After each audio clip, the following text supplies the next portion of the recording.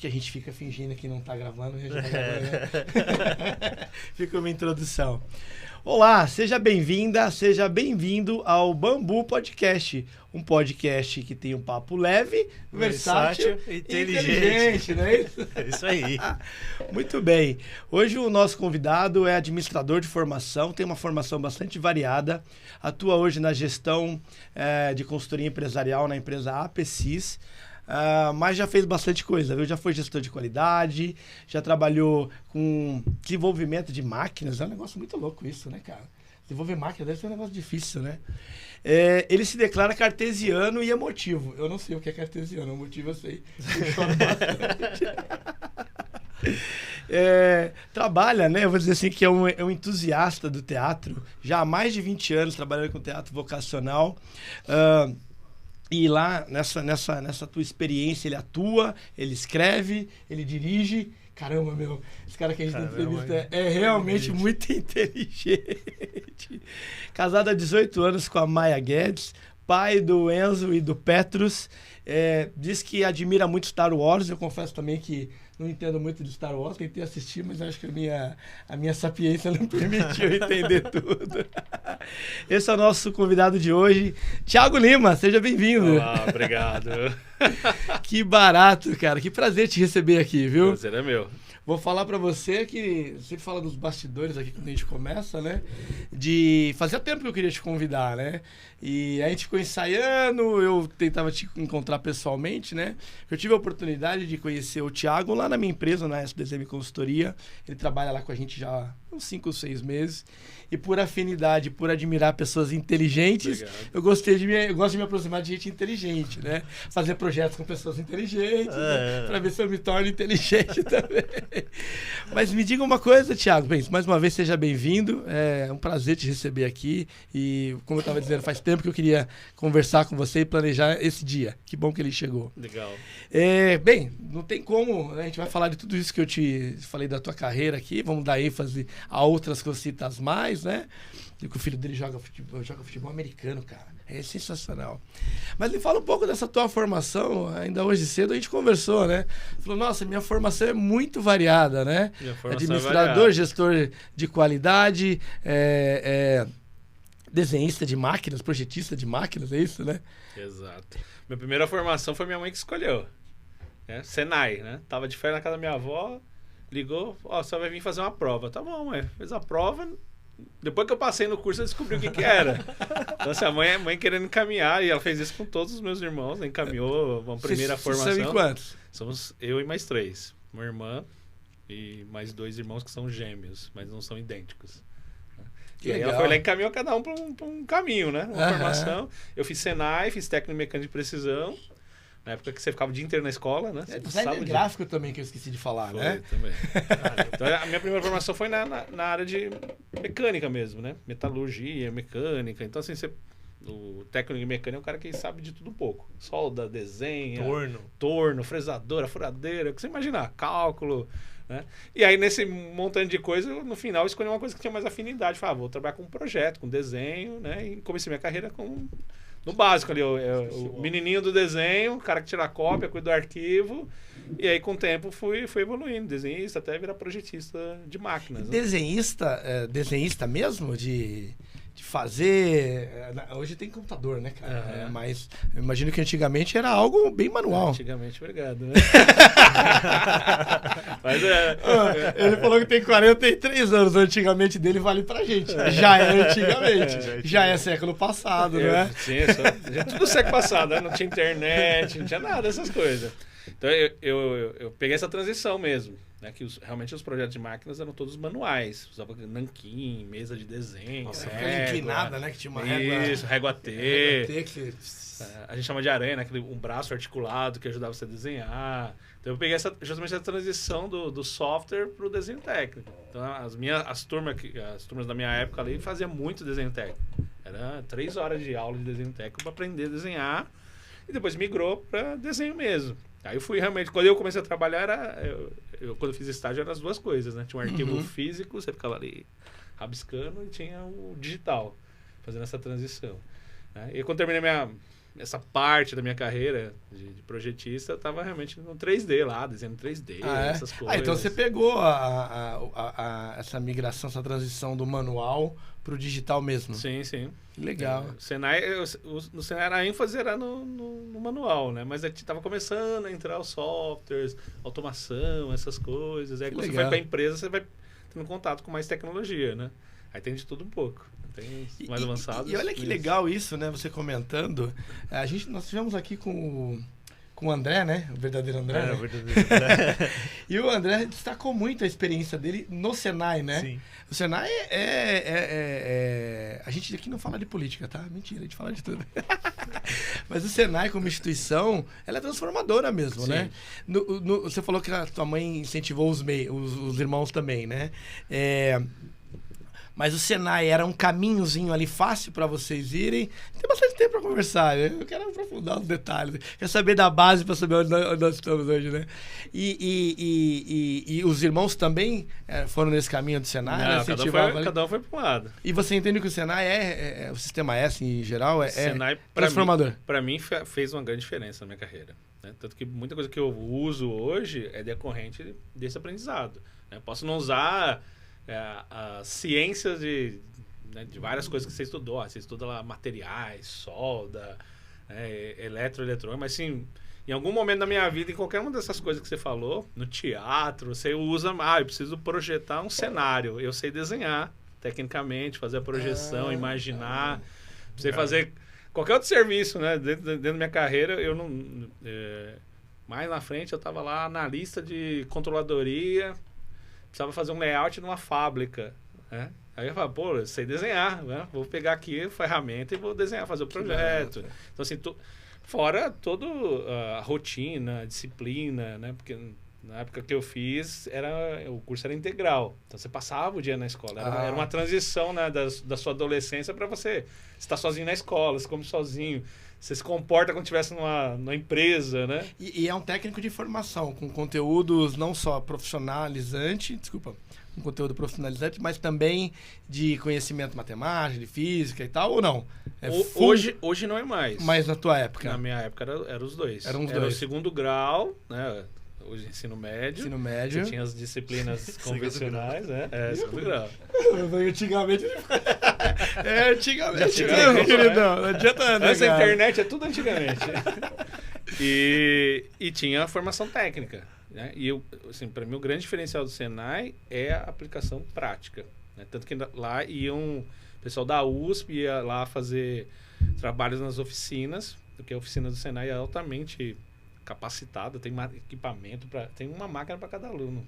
Né? Você vai lá na USP, lá tem uma máquina para 30 camaradas. Uhum. Então você aprendia de fato a mexer, tinha uma bancada para você, tinha uma máquina para você. Claro que assim, as máquinas mais modernas, mais tecnológicas, tinha uma ou menos, você tinha acesso, né? Mas assim, tinha um torno para cada aluno, tinha uma furadeira para cada aluno, um frisador para cada aluno, uma bancada, né? Da hora, né? Então assim, para mim foi um aprendizado muito grande, e aí toda essa bagagem, né, você leva para a vida. Uma hora eu falei assim, não, eu quero sair dessa área, mudar de ramo, né?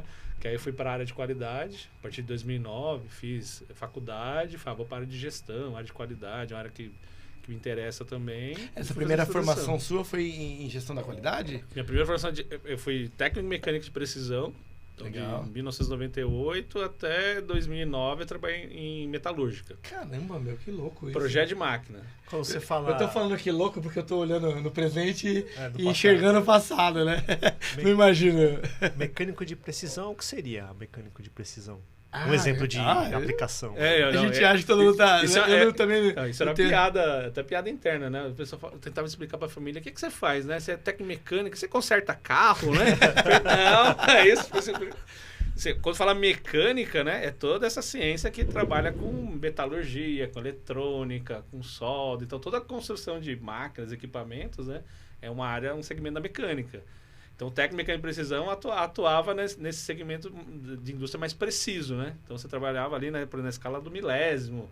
Então quando fala precisão é miniaturização, alguma coisa assim, do chip, essas coisas? Não, cara. Não? Porque tá na mecânica antiga mesmo. Ainda não. Vem depois ainda, entendeu? Você trabalha com dimensões muito precisas, né? Então, você construía lá um relógio, você tinha escala de milésimo, você tinha medidas muito precisas, que de vez uma mecânica mais, você fala, geral, né? Que aí você é o cara que conserta a máquina. Então, ali você estudava vários segmentos que te ajudavam a você podia ser projetista, o cara que trabalha na própria produção, no planejamento, né? Então, assim, tinha toda a base de engenharia, né? Tirando toda a parte de cálculo, né? Ali no Senai você tinha.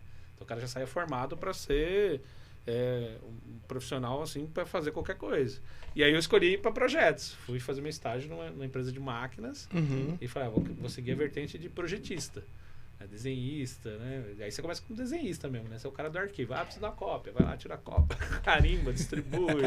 Aí você vai aprendendo, né? Vai fazendo e vai ganhando conhecimento. Aí eu terminei minha carreira numa empresa de máquinas para papel e celulose.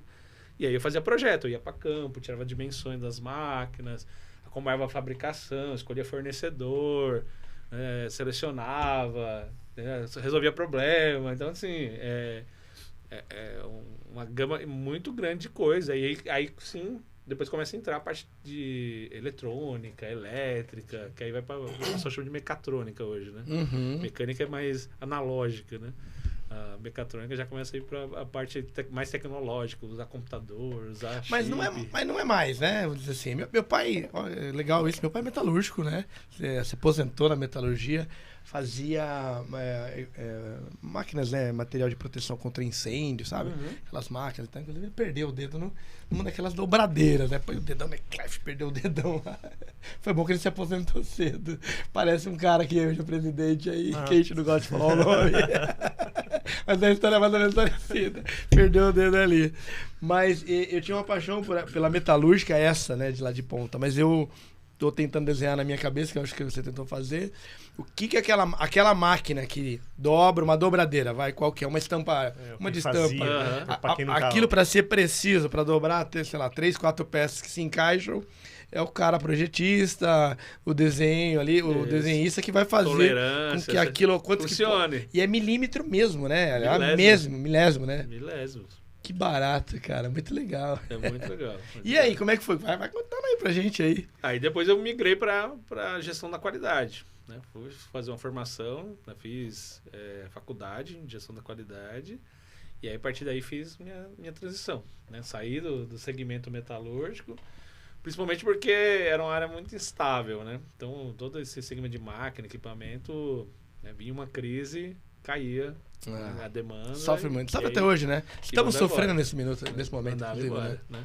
Nessa transição, né? Entre fazer faculdade e largar a carreira, eu trabalhei um tempinho em telecom. Né? Precisava trabalhar, sabia desenhar e fui trabalhar em essa empresa aqui de telefonia mesmo.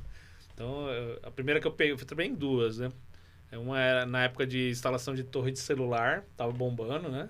Então tinha que fazer desenho, ir no espaço que a gente chamava de site, né? Então, assim, no terreno onde a antena estava instalada, tinha que fazer... Aí já saiu de precisão, foi um negócio mais grosseiro, eu andava com trena. BCP, cara. É quase isso, né? Nossa, BCP é antiga.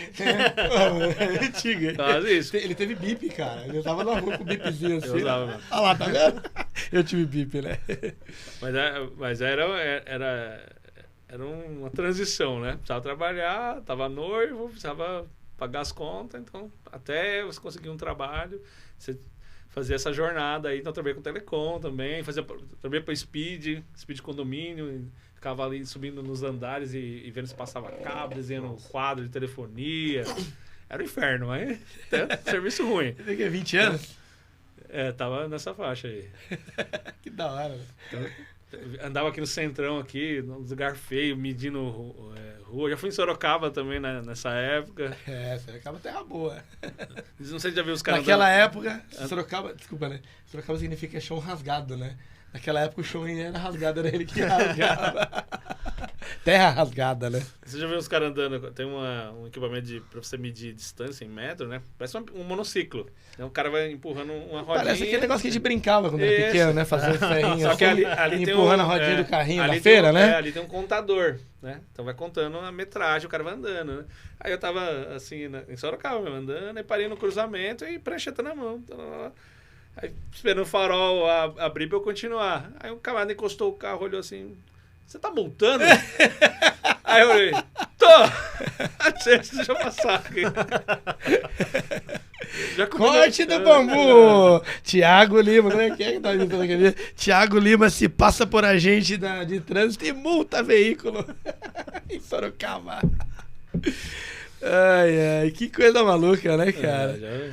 Então, aí, assim, já camelou, quando eu saí disso, né? foi graças a Deus, que realmente é um serviço muito puxado, né? E muito intenso ali, né? O pessoal passando fio, você tinha que fazer um projeto para os caras instalar o speed. Imagino que era um momento pulsante também, né? De tecnologia, de telefonia. Se hoje é, tudo bem que hoje talvez tenha mais coisas, não sei, talvez eu vou fazer uma afirmação não tão assertiva, mas talvez hoje tem mais a questão da comunicação por radiofrequência, etc. Mas lá atrás é analógico mesmo, é passar cabo de fio, não sei se tinha fibra ótica, você chegou a pegar isso aí na telefonia. É outra tecnologia. É outra tecnologia. Né? Mas era mais à frente, não era que você estava trabalhando. Eu fazia projeto de fibra, né, de empresa, então fazer metragem na rua e depois vinha uma equipe fazer o projeto físico, né, implementava. E quando eu trabalhei para Telefônica, eu fazia speed condomínio. Aí fazia todo o projeto para instalar. Agora que eu entendi, aquele produto, tem um produto chamado Speed. Tinha, né? Agora eu entendi, Speed condomínio, né? Aí você entrava, você tinha que abrir cada quadro ali de telefonia e ver se passava cabeamento, porque tava tudo entupido de net, não sei das quantas da vida, que tinha ali dentro. E desenhar o quadro para depois mandar para a Telefônica para precificar isso, autorizar lá e fazer a instalação. Aí eu andava de jaleco na rua com trena, com amostra de cabo para ver se passava. Era tenso. Me largava no centrão e você ficava aqui até acabar. Você tinha que fazer tantos condomínios por dia. Tinha que ir lá e abrir hoje não enxerga o meu passado, né? Não. Só os tombos que eu levo, as pingas não, né? Já trabalhei, aí quando trabalhar com telecom, fui trabalhar aqui na Casa Verde também, que esse pessoal de telecom pega só o galpão velho, né? Porque é pra guardar carro e cabo dentro. Então era tudo sujo, tudo velho, rato andando pro lado pro outro. É mesmo? É tenso. Enfim, mas isso dá uma bagagem do caramba também, né? Dá um lombo mais grosso, né? Sim. De andar de... Não, e dá valor para outras coisas. Aí eu ia chegar agora. Aquele cara medindo ali, né, filho? O Enzo, o Petro. Tá vendo? Ele tá fazendo um trabalho que o papai fez no dia e dá valor e você também dá valor quando você passa para outro estágio. Eu falei, caramba, sai disso, né? Que saudade que eu tava do que eu fazia antes, né? Porque quando eu voltei para a parte de projeto, né? Foi um período que eu fiquei fora. Você fala, caramba, né? Que saudade que eu tava aqui de projeto de máquina e já achava trabalhoso, né? É muito melhor trabalhar projetando equipamento do que ficar na rua. Na rua, né? De um lado pro outro. Por mais que eu viajava, né? Viajava trabalho, aí cliente e tudo mais, mas era bem melhor. Nessa época mesmo que você conheceu sua esposa ou não? Você comentou alguma coisa, não? Eu conheci minha esposa em 99. Tá perto dessa data tua aí. Conheci no dia do meu aniversário. É mesmo? Que legal. E comecei a namorar no mesmo dia. Eita, amor de uma vida. 18 anos de casado, mas tem aí 20, 30 anos que você se relaciona. 20 anos? Mais de 20, né? Isso aí. É ano pra caramba, hein, cara? É ano pra caramba. Agora pra trás, caramba, não parece tudo isso, mas é. Legal, muito bom, muito bom. Mas e aí, quer falar desse seu encontro? Março com a Maia Guedes? É Maia Guedes, não vou errar, não, né? A gente tava falando esses dias disso. O nosso encontro é aquele que você não quer repetir nunca mais. Olha só, ele é romântico. Cara. Não é. O encontro não foi romântico. Não foi? Não foi romântico. Só a história que ficou. A história que ficou. Eu conheci ela no retiro de igreja. Não conheci ela. Ela era da mesma denominação que eu frequentava na época, mas a gente não se conhecia. Aí a gente foi para esse retiro de jovens, se encontrou lá no ponto de partida, trocou olhares assim e foi conversando. Quando chegou no ônibus, falou, eu vou no mesmo ônibus que você. E lá no ônibus beijou, né? Vamos ficar aqui junto. Aí quando chegou no lugar, já descobriu o lugar que era o retiro, era um hospício desativado. Aí ninguém tinha falado que tinha que levar roupa de cama, ninguém tinha avisado. História de louco. Frio pra caramba, um inverno assim, um negócio gelado. E aí aquele monte de cômodo, assim, um monte de quartinho, aquele lugar meio sinistro, né? Não, cara, é um hospício. Era um cara. hospício. É um negócio deve ser sinistro mesmo, Era né? bem sinistro. Os quartos eram sinistros, né? Aí você... Eu falei, cara, e agora, né? Aí você vai ser romântico, né? Romântico como? Eu fui lá e tirei a blusa que eu tava e dei pra ela dormir, né? Eu tava frio, né? E eu dormi com uma blusinha só, né? Olha E ela só. dormiu com o meu casaco que eu tava, né? E o casaco tá lá guardado até hoje, tá lá no Por armário. isso que dura tanto, né? Eu não sei se ia dar minha blusa, não. Loucura, né? Loucura, né? Aí a gente falou assim, não, o nosso primeiro encontro é um encontro que ninguém quer repetir, né? Não vamos se encontrar. Depois você me encontrei na praia, no lanchonete, restaurante. Você falou né? que era meu aniversário, eu imaginei numa festa, num evento e tal, né? Era o dia do meu aniversário mesmo. Mas você tava no retiro no hospício. Retiro no hospício. Eu falei assim, a gente não quer repetir vamos lá no hospício de novo pra relembrar? Não. Mas você guardou a blusa, né? Guardei a blusa. A blusa tá lá guardadinha lá. Ainda serve, mas tá lá. Que barato, cara, que barato. E você falou que a Maia é professora? É professora de... Que matéria? Dá aula pra molecada ou não? Hoje ela dá aula pro 5º ano.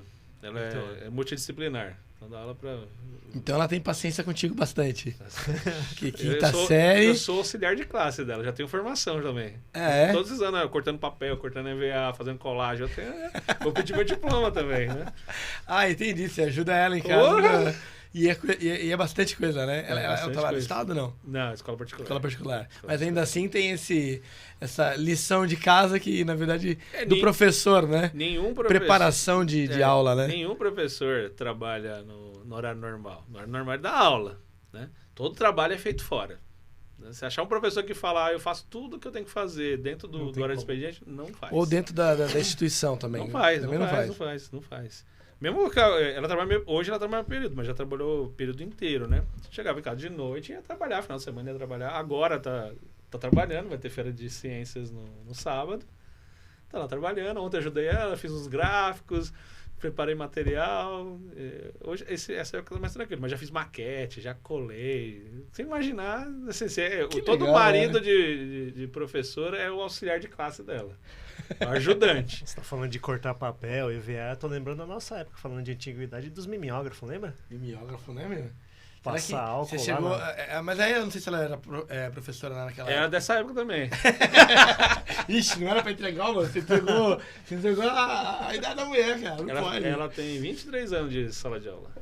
Que beleza, né, cara? E professor, né? É algo que eu acho que é um amor muito grande, é algo dignificante, tem que ter uma entrega, tem que ter um dom mesmo, né, cara? Tem. Porque, primeiro que são muitas turmas, estamos aqui, né, tô fazendo um exercício na minha cabeça. São muitas turmas, muitos perfis, né, por mais que seja escola pública, acho que ainda tem mais desafio ainda, né? Mas tem muitos perfis e eu acho que o professor, no final de tudo, na minha época, eu ficava pensando em reprovação. O professor não quer reprovar, ele quer passar o conhecimento. Acho que ele tem uma visão assim, se aquele aluno não conseguir passar para ele, é uma espécie de derrota, né? Falhei, né? Não é um negócio Falhei na minha assim? Você missão, sente sei assim lá. também, não? Porque é desafiador, é amor mesmo, né? Professor Sim. é uma professora... Tem até a frustração, né? E assim, é desgastante, é uma jornada muito desgastante. Mas tem aqueles momentos gratificantes que é onde ela revê um ex-aluno e vê que ele tá bem, né? Que ele se encaminhou, ou que ele lembra dela. E ela, Que legal. hoje na escola ela tá cruzando com os camaradas barbados que ela deu aula quando era pequena, né? Aí fala, Mas pro, não sei o que, ela olha assim, caramba, né? Você, não sei o que, e fica feliz. E assim, essa é a parte gratificante, ver que você fez a diferença na vida de uma pessoa, né? E eu dou muito valor, eu falo isso pra ela, eu tenho muito orgulho da profissão dela. Uma profissão muito difícil, na minha visão, né? Que não é reconhecida, que não é valorizada na nossa cultura, mas que ela ama fazer, né? Não se vê fazendo, né? Apesar de todo esse processo da pandemia ter gerado um desgaste, foi bem desgastante para todos os professores. Eu estava lá junto com ela, fui editor de vídeo dela, né? Porque as aulas foram todas dentro de casa. Eu era o cara de TI. E ela também. passou bem? Vocês passaram bem nesse ponto? De fazer, dar as aulas, não sei se remoto, ou gravar conteúdo e mandar? Foi bem difícil. Foi difícil. Foi bem difícil e gera um desgaste, né? Então mudou um pouco o comportamento do aluno. O aluno não é mais como era antes, os pais também, né? E o professor passou por um desgaste, passou por um estresse. Né? Então, você recuperando agora, assim, mas é bem estressante. A gente tinha que gravar de madrugada, porque estava dentro do condomínio, não tinha barulho, não tinha onde gravar. Era improviso de tudo, né? Tudo, Ninguém estava preparado para isso. E nos primeiros dias não sabia se ia voltar ou não, então o esquema era gravar. Tinha que gravar a aula e mandava os pacotinhos de vídeo. Aí eu sei editar vídeo também. Fui lá, aí eu fui lá, fazia pra ela. Aí depois que viram que não vai voltar, então vamos para uma ferramenta, vamos pro Zoom. Né? Aí, pô, você precisa de internet, precisa de infra, precisa de mais um computador. Pra se ver, pra gravar o áudio, o microfone. Começou a falhar, aí chama, foi o menininho do TI, eu virei. Não, né? Amor, não tá funcionando aqui, não sei o que. Pai, não sei o que, não tá funcionando. O sinal tá ruim, pô, mas tá 4 pessoas conectadas aqui, não rola, né? Então, assim, foi bem estressante esse período, né, para os professores. E ela, você falou que está se recuperando agora, o que é exatamente isso? Ela ficou impactada mesmo? Não sei se você quiser entrar nesse assunto. Todo mundo. Mas ela ficou emocionalmente... Sim, porque assim, você teve, de uma hora para outra, a pessoa que era professor teve que virar lá, ela fala, virar youtuber, né, verdade, podcaster, fazer tudo. Né? E nenhum professor estava preparado para isso. Nenhum. Né? Precisa gerar conteúdo. Nem o pai, nem o aluno. Não, ninguém. Né? E o próprio comportamento, né? Por exemplo, você está numa aula lá no Zoom. Né? A gente que trabalha com empresas já tinha ali uma certa noção de reuniões online, já tinha esse comportamento. Os pais não faziam a menor ideia. Tanto que eles tratavam a câmera ali, o pessoal, como se estivesse olhando para a televisão. Esquecia que tinha alguém do outro lado vendo tudo que estava acontecendo. Você tem N situações constrangedoras, briga, gente passando sem roupa na frente da TV, gente invadindo a aula, né? Alguém que invadia a aula que é para poder entrar lá e fazer bagunça dentro da aula. Postar imagem imprópria dentro da aula. Agora que você falando, teve mesmo no comecinho, porque no Zoom, inclusive, não tinha senha, né? Então, nas salas no começo, lembra? Ninguém sabia. Ninguém se preocupava com isso, né? Vamos pensar ali, assim, tem que ter senha, tem que ter usuário. Compartilha no grupo fechado. Manda no grupo assim, aí quem recebe, você não sabe o que acontece. Que louco isso, hein, meu? Muito então, assim, doido. foi estressante porque foi uma mudança muito radical, né? Você tinha ali uma estabilidade no jeito de dar aula. E aí, de uma hora para outra, você tá sozinho. Porque, assim, ninguém ia te dar um suporte ali direto. Era quem tava ali, o cônjuge, o amigo, a família que tava ali para dar o suporte para a pessoa. Que coisa louca, né? De fato, foi um período muito, muito triste, né, cara? Esse período da pandemia. Eu questionei a questão mental, né? Acho que todos nós sofremos e tal, outros perdemos e tal, mas saímos mais fortes na tua maioria, né? E você falou dela, eu fiquei preocupado com isso. Você mesmo tem essa pegada, né, Tutia? A gente falou aqui um pouquinho, né? De entrar na pandemia, né? Naquela época com salão de cabeleireiro, empresário e tal, mas de repente se vê cuidando das crianças, virou babá. Virei babá e dona de uma casa. missão, né? Não é isso? Foi. Tive que cozinhar, fazer lição com os moleques, porque minha esposa é enfermeira. E aí eu que tive que ficar em casa. Nossa. Ela na linha de frente lá e eu virei babá, dona de casa, faxineira, fazia lição, cozinhava. Tava no Zoom também, não? Não sabia mexer direito. Mas tinha aula remota? Os meninos são pequenos, né? Tinha, só porque que aí... 5 e 4, na 3 época anos, meu moleque tinha 5. Aí quando era a aula dele, a menina ficava enchendo o saco. Vai pra lá, menina. Aí invertia. Era a vez dela e o moleque ficava pulando atrás. Como a professora dá aula pra criança de 3, 4 anos, remoto. As crianças todas queriam falar ao mesmo tempo. Aí a professora fala, tá bom, meu querido, tá bom. E das crianças, Não, e os de 6, né? O meu acho que tava com 5 ou 6, já começou a aprender ali, né? A mexer no mouse e tal. Então eles iam e abriam os áudios, né? A professora fechava o áudio de todo mundo, ele ia lá e abria o áudio, né? A gente no sítio, eles iam lá e abriam o áudio. Coisa de maluco isso, né, cara? Sim, então, você imagina isso, a pessoa tendo que aprender a administrar uma ferramenta cheia de recursos para ser mediadora, para controlar a gente que entra, que sai, fecha o microfone. Então, assim, quem tinha um suporte ali, né, foi bom. E né? os seus filhos? O mais velho é o Enzo, é isso? E o Isso. Petrus é o mais novo. O Enzo tem 13 e o Petrus tem 9. Tem 9. E nessa época da aula da pandemia, Tudo eles em estavam casa. também sofrendo igual, só que aí do outro lado, a mãe dando aula lá, gerando lá e eles recebendo Não, lá de eu cá. peguei o nosso escritório e dei pra ela, porque não dava mais pros dois ficarem juntos no mesmo ambiente. Montei uma sala de aula. Coloquei lousa pra ela poder dar aula. Olha que E legal. fui pra um outro cômodo. Foi Adaptei, adaptei um outro cômodo ali pra eu poder trabalhar. E aí na hora da aula ficava, um num quarto, o outro tá no escritório, o outro no outro, e dando aula, e eu participando da aula e dando aula. Mas os meninos foram bem, não? Você não sentiu que eles que perderam? Tem qual a idade? 9, 13, 4 anos de diferença? É. Aí então dá pra você perceber, né? O que passou primeiro pelo aquele ano e o que passou segundo no mesmo ano, né? Você acha que teve perda? Eles tiveram perda de conhecimento? Não, da parte deles não. Mas assim, não foi a mesma coisa, né? É totalmente difícil você dar o mesmo conteúdo, a mesma dinâmica de forma remota, né? Nem a gente consegue fazer uma reunião com a mesma performance do que aqui Do que presencial, né? presencial, né? É outra dinâmica ali.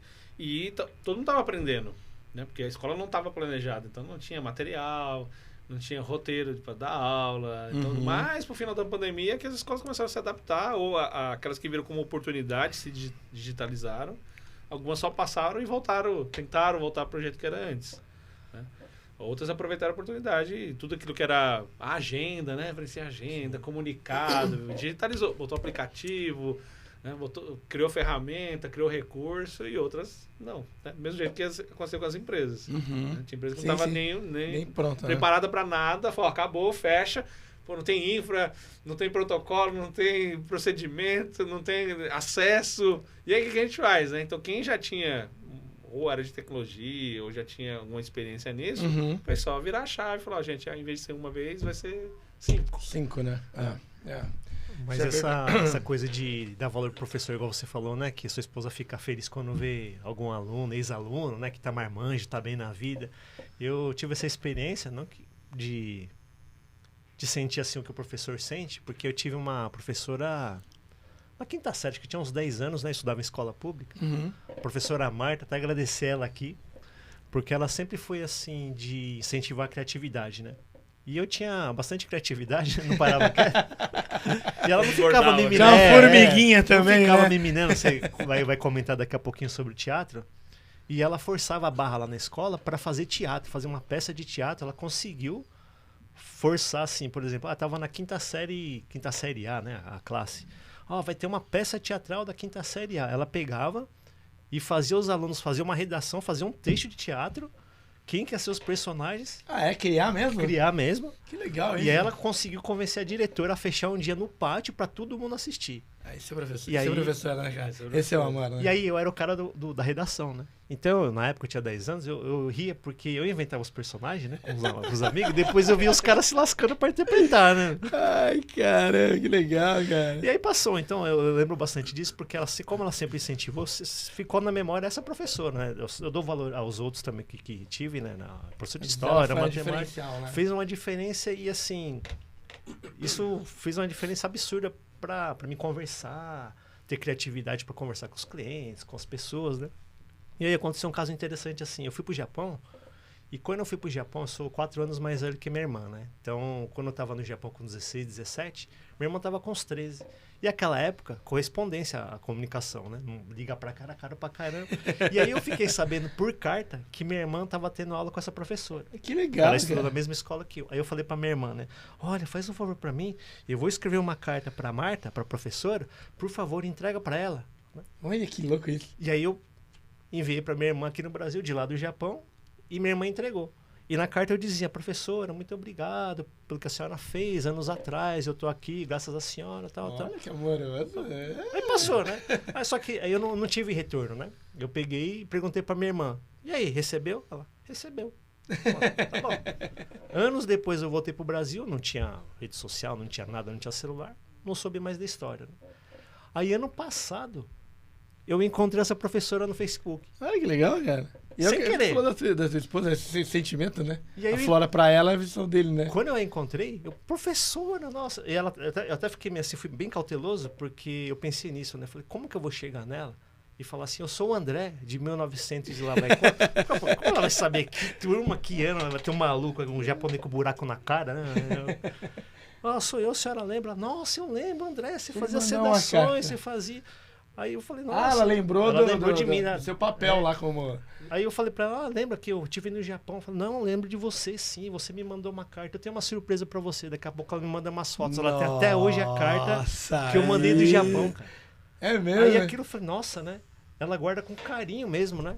Então assim, uma carta que eu mandei do Japão pra ela em 97, 8, ela foi me mostrar que ela tem guardado até hoje, me mostrou ano passado em 2022. Que legal. E faz Que diferença da hora, mesmo, né? Faz, vida né? Faz. Que legal, faz, cara. faz. Corte bonito! Não vai chorar agora! Não chora. Qual é o nome da professora? Professora Marta, agradece muito ela obrigado, lá. professora. E ela falou pra mim, na rede social, é isso que me faz continuar. E ela continua Legal. dando aula até hoje? Continua dando aula até hoje. Muito bom, muito Corajoso, legal. viu? Corajosa. Legal, corajoso, né? É muito legal, muito bom. Eu tinha puxado uma linha de que ficou com pós-pandemia, a gente aproveitou algumas coisas. Você falou de inovação em algumas escolas, empresas também. Esse aqui virou pai de família de verdade, virou um pai de verdade, né? Aí adotou como profissão, né? Hoje vive... olha, eu no copo, cara. Esses copos aqui, eles batem em mim, né? Virando tradição do programa. A tradição do programa é derrubar o copo na mesa. Mas ficou, né? Isso também foi uma coisa bacana que ficou, né? Porque hoje você...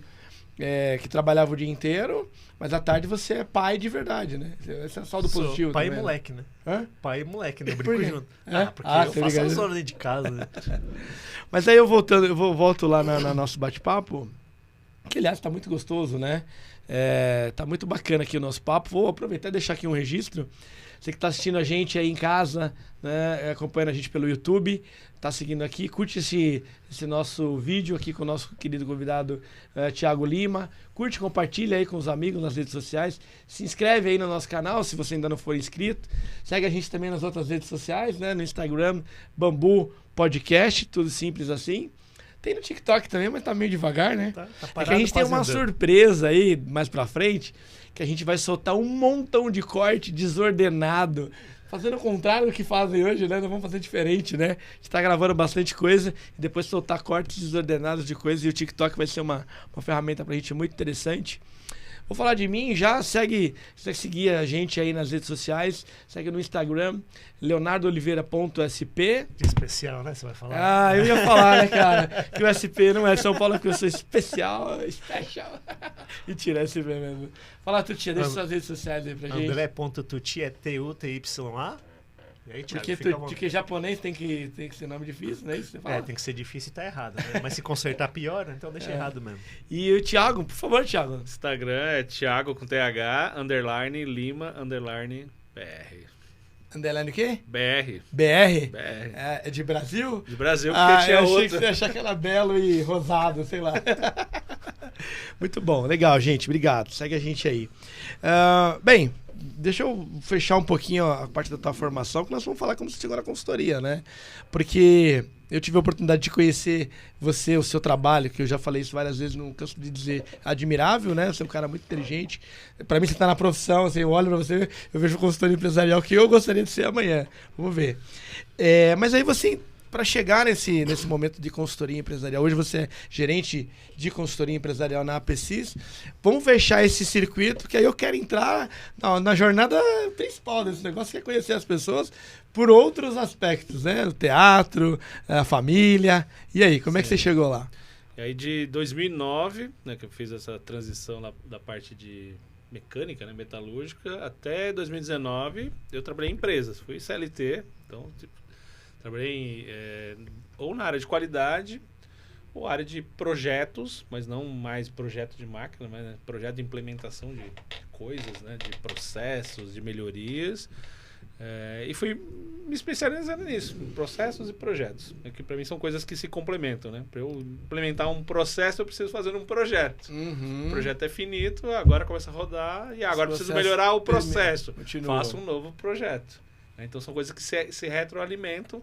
E eu fui migrando de 100% de qualidade, porque eu me formei em qualidade, fui trabalhar em área de qualidade mesmo. Então, eu trabalhei em indústria, supervisor de qualidade, fábrica de cosméticos. Então, cuidava ali de materiais, da linha de produção, de treinamento, parte de meio ambiente. Gente inteligente, né, mano? Gente inteligente. Nossos convidados são foda, mano. A gente é bom pra caramba, né, mano? Eu trabalhei com cosméticos, também indústria de plástico, também área de qualidade. Também indústria de móveis, também na fábrica de móveis lá das Casas Bahia. Ó, falou o nome de marca. Oi! Depois voltei para a indústria de cosméticos. E aí, a partir daí, falou, acabou, né? A empresa cortou, desligou o povo lá por um determinado motivo. Precisava trabalhar. Surgiu uma oportunidade para trabalhar numa consultoria. Falei, preciso trabalhar. Fui lá e fiz a primeira vez. Peguei um projeto cabeludo, fui substituir uma pessoa, né? Estava mandando currículo, fiz teste na consultoria. E aí me chamaram porque o consultor que ia fazer não agradou o cliente. Falou, agora o projeto que era 2 meses, você vai ter que fazer em 1. Que o cliente está insatisfeito. Fui lá, virei à noite para fazer o projeto. É mesmo? Fui lá, fiz. Dedicação total a você. Você já tava na Casa Bahia, já tava no caminho, né, cara? E aí demorou um ano, assim, para engrenar mesmo como consultor, porque a empresa dava projetos esporádicos, né? Então fiz esse, depois fiz fiquei um tempo sem trabalhar para eles. E aí peguei um para fazer, trabalhar fora de São Paulo. Aí tive que... Primeira vez que trabalhar longe, assim, da família. Então, foi um processo bem difícil para a família inteira. Uhum. Né? Eu ficava a semana inteira fora e voltava para casa sábado e domingo. Aí, no domingo à noite ou segunda de manhã, quando o orçamento dava, porque eu ia de avião, né? Quando não dava, eu ia de ônibus. Uhum. E passava só 2 dias com a família e a família ficava sozinha a semana inteira e eu também sozinho onde eu estava trabalhando. Então foi um aprendizado muito grande, foi muito puxado. Né? Foi muito puxado para minha família, né? Porque minha esposa praticamente cuidava dos 2 filhos sozinha. É verdade, né? Ele tá falando minha família, eu não descolei do tempo, né? Mas é a família, se casou, já teve os 2 meninos, é isso? Eu casei em 2005, né? Aqui já estamos em 2019. Caramba, é mesmo, né? Tá certo, tá certo. Os filhos acostumados com o pai ali toda noite em casa. Presente, de repente você tá... De repente. Aí o primeiro dia que eu falei, vou viajar, né? Botou o mais novo pra dormir e o mais velho ainda tava acordado. O mais velho começou a passar mal, de chorar, de soluçar, porque fica longe, né? E aí foi fazendo essa transição. A esposa carregou a família nas costas, porque eu de longe só conseguia mandar dinheiro, né? Não conseguia fazer mais nada pra ajudar, né? E que não é suficiente nunca, né? A gente chegava no final de semana, arrepiava, mercado, ajudava, enfim, né? Mas ela segurou uma barra muito pesada aí, uns 4 meses, eu trabalhando fora. E aí sim, depois engatou, né? Um projeto atrás do outro. Até que eu, de consultor, virei lá arquiteto de soluções. Né? Essa empresa já era na Falcone? Não tem nada a ver. Não, isso foi na EUAX. EUAX. Ah, isso. Na EUAX, que é a do Artia, né? Isso. Legal. Então lá eu ficava em São Paulo, mas a EUAX é lá em Santa Catarina, né? Então eu prestava serviço para eles aqui como consultor e fiz vários projetos. Peguei até a pandemia, fui também trabalhando com eles. Fiquei 1 ano fazendo projeto remoto. Aprendemos a fazer remoto, né? Construiu um modelo, né? Foi um monte de pânico para as consultorias, né? De repente, o paradigma do consultor é o consultor presencial. Né? Tem que pegar isso, no consultor. Se não pegar no consultor, não vê o consultor ele não está fazendo nada. Não fazendo nada. Né? Que esse projeto que eu fiz, eu ficava fora de São Paulo porque o cliente queria lá e eu presencialmente. E aí depois que veio a pandemia, as empresas começaram a rever esse conceito, né? Mas no momento que falou assim, vamos parar os projetos, suspende o projeto, manda consultor para casa, né? E o cliente parando o contrato, a consultoria falou, e agora, né? Aí fizemos uma reunião, um brainstorm ali com todos os consultores. E aí, o que a gente faz? Aí foi dando sugestões. Não sei o que, tem o Miro, tem não sei... E tava tudo começando, né? Ninguém sabia usar. Não, ninguém sabia usar. Transformador, né? E aí fomos experimentando, eu fui fuçando. E tem que convencer o cara a comprar o teu modelo novo que você acabou de inventar, né? E, assim, a sorte, né? Ou... qualquer nome que se dê, né? É que tinha cliente que queria continuar trabalhando, que não ia parar os projetos... Porque enxergou que era um diferencial competitivo para ele. Eu vou continuar fazendo meus projetos, porque tem gente que está parando e eu vou continuar. Né? Como que a gente vai fazer? Como vai funcionar? Não faço a menor ideia. Vamos experimentar aqui juntos. E topou fazer projeto mesmo assim. E a gente foi aprendendo. E aí você tinha de tudo um pouco, né? Tinha gente que se adaptava, tinha gente que fingia que trabalhava. Eu cansei. Ainda tem hoje, viu, cara? Eu mesmo sou um desses aí. Eu sou um desses aí. Cansei de fazer reunião que tinha mais de 10 pessoas ali na sala de reunião. E você terminava a reunião, falou obrigado, saía, ficava eu e o gerente do projeto lá que também acompanhava, e ficava o carinha ali na janela. Aí eu falei, esse aqui não tá na reunião, porque a reunião acabou, ele tá aqui ainda. Aí de repente, sumia. Sabe como é que é, cara? Eu tenho empresa de consultoria. Olha ela ali, ó. Não, mas os meninos lá são fora. Ainda mais eu mando, só te cortando, eu mando ligar a câmera quando a reunião comigo, eu quero saber se tá lá mesmo. Não, Desculpa. Tanto que a gente criou na UAX, aprendeu a trabalhar, né, nessa parte, a cultura de ter que fazer reunião com câmera aberta. Né? O diretor falava assim, pra mim fazer reunião com câmera fechada é que nem a gente conversar atrás da porta. Esse diretor que quer a câmera aberta é foda, né, bicho? Aí eu fazia reunião e sempre abria minha câmera, né? Porque, assim, você precisa interagir com as pessoas. Mas pra falar, faz né? sentido total. Não ter a câmera é que pra mim não faz sentido, né? Senão faria uma call, né? E não uma videoconferência. Ligava, né? Liga lá, então, né? assim, houve essa transição e aí, a partir daí, as consultorias começaram a trabalhar de forma híbrida. Né? Foi mudando esse formato, criando ferramenta, criando recurso, repositório. Então, hoje, isso abriu um leque de você prestar serviço em qualquer lugar. Né? Então, criar soluções, criar ferramentas para fazer isso. Né? Depois da UAX surgiu a oportunidade de ir para a Falcone, e aí lá fui trabalhar com um outro formato de solução. Então, a UAX tinha um pool de soluções mais amplo, né? Que é semelhante ao que a gente tem na Apsis. Mas né? na UAX não era consultoria empresarial? Era, mas assim, também? a ênfase deles é gestão de projetos e consultoria de processos. Era o mais forte, assim, o mais consolidado. Então, tudo que você imaginar de melhoria de processos, eles acabam fazendo nesse sentido. Na Falcone, eu estava focado geralmente, essencialmente em gestão de resultados. Então, eles tinham um modelo mais produtizado, né? Tinha lá uma trilha, não era mais tão alfaiate que nem na outra consultoria. Então, tinha uma produtização muito grande, ferramenta, um modelinho de trabalho e a ênfase em gestão de indicadores e dinheiro. Né? Esse é o ênfase ali. E eu concordo totalmente que tem que ter conexão com o resultado financeiro, senão é só qualitativo.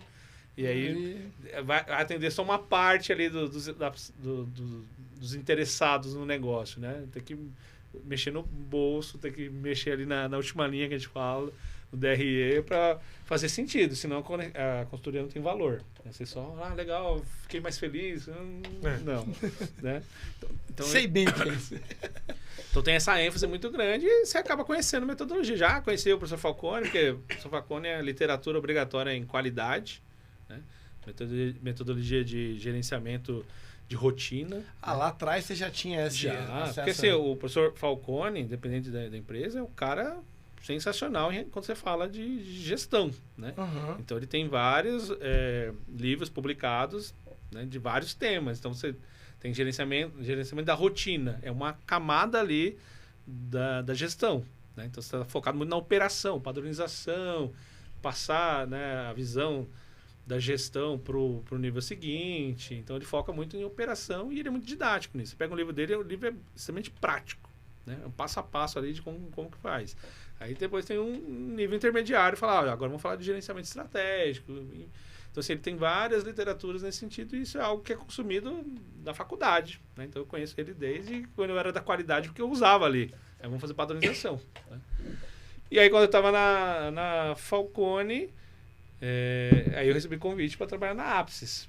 E aí uma proposta mais interessante, né, para ser gestor. Lá eu era só consultor, líder, né? Então eu era líder dos projetos que eu conduzia. E na Apsis eu entrei para ser gerente de uma área e ajudar a deslanchar essa área que já existia, né? Mas ela começou a crescer e estava faltando braço para isso. Então eu vim justamente para fazer essa parte de organização. Toda essa jornada, toda essa bagagem que serviu com uma luva, né? Que tudo que eu aprendi nas outras consultorias eu também aplico, né? E aí ela já segue uma linha realmente de ter várias soluções, né? E aí eu tenho a liberdade para construir essas soluções lá com ele. Então eu executo, eu vendo e desenvolvo soluções. Né? Desenvolve, a gente testa, faz prototipagem lá internamente, né? E aí a ênfase da Apsis é na consultoria de gestão. né? Então, as vertentes principais de gestão, a gente fala de processo, a gente fala de estratégia, e a gente fala de mudança, né? Então, essa tem sido a minha jornada aqui como consultor. Deixa eu te fazer uma pergunta. A gente tem um público bastante variado, né? E se de repente tem aí um profissional que está na sua casa, lá vamos aqui nessa câmera central aqui, né? Então a pergunta que eu vou te fazer aqui para a gente deixar um corte bem legal é o seguinte: de repente tem aí algum profissional no mercado que quer se tornar um consultor empresarial. Qual que é a trilha que você sugere que ele siga? Talvez ali não precisa sair tanto da base, né? Mas um administrador formado ali, fez um bacharelado em administração e quer ser um consultor empresarial que vai diagnosticar as empresas, vai ajudar no encaminhamento financeiro. Qual que é a trilha que você sugeriria para esse profissional? Olha, o perfil do consultor é muito diverso, né? Mas assim, as principais competências, elas estão muito voltadas em você ter essa visão sistêmica de como a empresa funciona. Então, uma visão de processo. E aí, nem sempre isso você tem, por exemplo, um curso de administração tradicional, né, de como que você enxerga o fluxo das relações, das coisas, né? Então, você acaba desenvolvendo isso muito na prática, na vivência, de ver modelos, né? De você falar assim, isso aqui eu já vi numa outra empresa e é parecido com o seu. Tá? E aí você fazer analogia e acelerar as coisas, né? E tem coisas que você aprende no dia a dia. Mas, sim, ter competências em processos é super importante. Algo que é muito deficiente, que você não vê na maioria dos consultores, é ter essa relação com a parte financeira, né? A estratégia e as finanças, porque senão você fica só qualitativo. E aí muitos projetos de consultoria... Porque o cara não vê o número lá no final, que Exato. É o lucro lá, o resultado... Porque o patrocinador, ele está no começo e no final da história, e nos reportes, né? Então, se você não faz essa conexão lá no começo, esse projeto tem essa meta de resultado.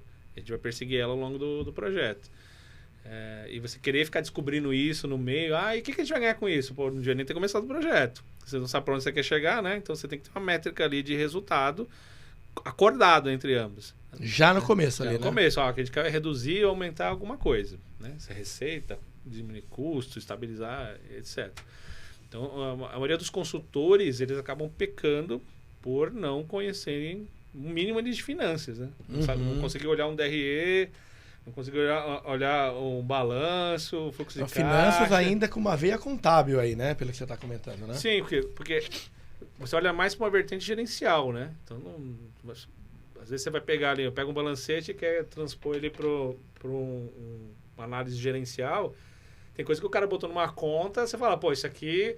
Ficou bonito contabilmente, mas gerencialmente não faz sentido, né? Eu já peguei analisar lá a balancete, o cara jogou um custo de uma despesa de vendas, jogou lá despesa de pessoal, despesas gerais. Lá no meio, lá, né? Tá, mas isso aqui é despesa de venda. Se eu quiser fazer um indicador aqui, despesa de venda sobre a sua receita líquida, para saber quanto da sua receita líquida está sendo comida por as suas despesas de vendas, né?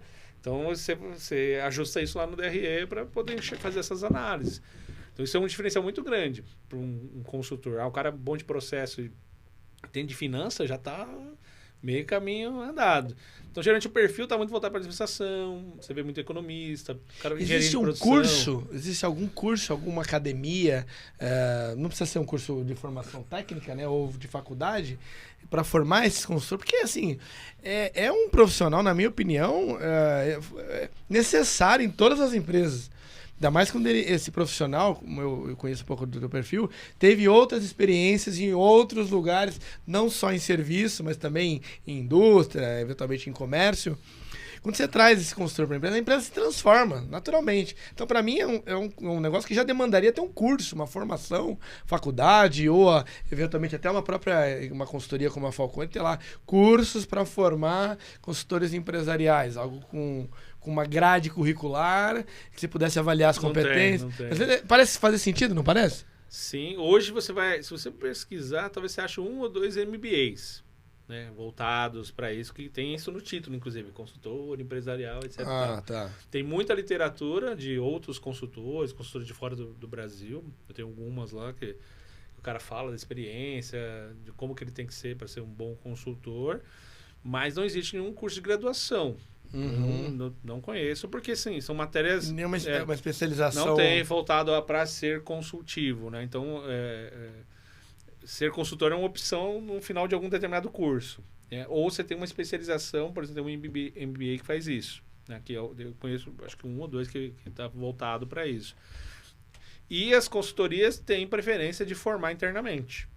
Né? Então, todas as 2 que eu trabalhei, e tanto a Apsis, é mais fácil você formar um consultor, especializar ele ali no seu nicho de negócio, do que você achar um pronto. Quanto tempo é uma formação dessa? Porque você falou das características, né? Ali do hard skills, ali do que o cara tem, processos, sistemas, a empresa como um todo, um pouco de finanças. Mas o cara entra lá dentro, essa jornada ela é longa? Olha, pode ser até uns 2 anos de É formação. um bom investimento longo, né? Para as Sim, empresas. sim. E se perde, tem que criar uma cultura e até encantar o cara, né? Para manter ali a menina, né? Manter ali a consultora, né? E se você tiver incentivo, você tem formação internas e tem incentivos de estudo, né? Então você acaba atrelando isso, legal, vou te pagar uma bolsa de estudo, mas você tem uma carência ali de permanecer comigo X tempo. Tem essa... Desde que eu tô bancando a sua formação, né? Então você tem empresas que estão mais ou menos estruturadas nas suas universidades corporativas. Então a Apsis tem a dela, a Falcone tem a dela, mas há mais tempo, a UAX tem a dela, tem produto também de EAD, enfim, cada uma foca muito, né? Então, dependendo da área, por exemplo, na Apsis tem lá a de BV, né, de Business Valuation. Tem formação, tem treinamento, tem fórum, né, para treinar tem os avaliação, camaradas. Isso, porque assim, você não acha, isso não é um conhecimento que está ali na prateleira, né? E não é tão normatizado, né? Então tem muita experiência dos cases de outros profissionais que já estão lá há mais tempo e discute métodos, discute prática para poder fazer essa construção. Que legal, né? Que legal. Então isso é mais você formar internamente, né, semear ali, do que você achar um pronto. E para os empresários, né? A gente tem de novo aquele público variado, que a gente vai entrar agora numa fase gostosa dessa conversa, já está ótimo, vai ficar melhor ainda. É melhor a formação sempre, né? Ela fica, por mais que você perca alguns soldados no caminho, a formação, a preparação com a tua cara, com o teu jeito, com o teu método, né? Mas facilitaria bastante, né? Se tivesse alguma coisa no mercado que fosse minimamente direcionado para a consultoria mesmo empresarial, para olhar vários as áreas da empresa, as interligações entre elas, né? Os processos. Dá para treinar isso, sim, né? Mas é que aí entra um fator que não tem na academia, que é a experiência. Né, a vivência de campo, de você ter feito projetos. Assim, o que eu aprendi, né, desde 2019 até agora foi um intensivão comparado com toda a minha carreira. Então, assim, é muito mais intenso, você muda a chave. Então, você é acostumado a CLT, você tem um ritmo ali. Uma pegada totalmente mais tranquila, pode-se dizer. Depois que você vira consultor, o negócio é assim... Ó. E aí o termo consultor consultivo, ele vem... você vai ter esse cara formado pela experiência que ele passou, pelos caminhos que ele trilhou. É isso que vai fazer o cara ser um bom consultor. Exato, porque assim... Ninguém nasce consultor, é isso que a gente está querendo discutir. Tem gente que fala né? assim, não tem consultor... Tem gente que critica, fala assim, não existe consultor júnior, né? Apesar que você tem lá o cargo. Mas, porque assim, o consultor tem que ter alguma experiência para poder te ajudar. Porque você, empresário, já tem a sua experiência. Aí você tá comprando conhecimento para acelerar alguma coisa, porque você não tem tempo de construir isso. E aí você contrata alguém que só tem experiência teórica, acadêmica, né? Então ele vai te ajudar num determinado nível. Até um pedaço, né? Porque ele fala assim, geralmente o consultor, por exemplo, o júnior, ele tá ali na atividade de suporte de um consultor mais sênior.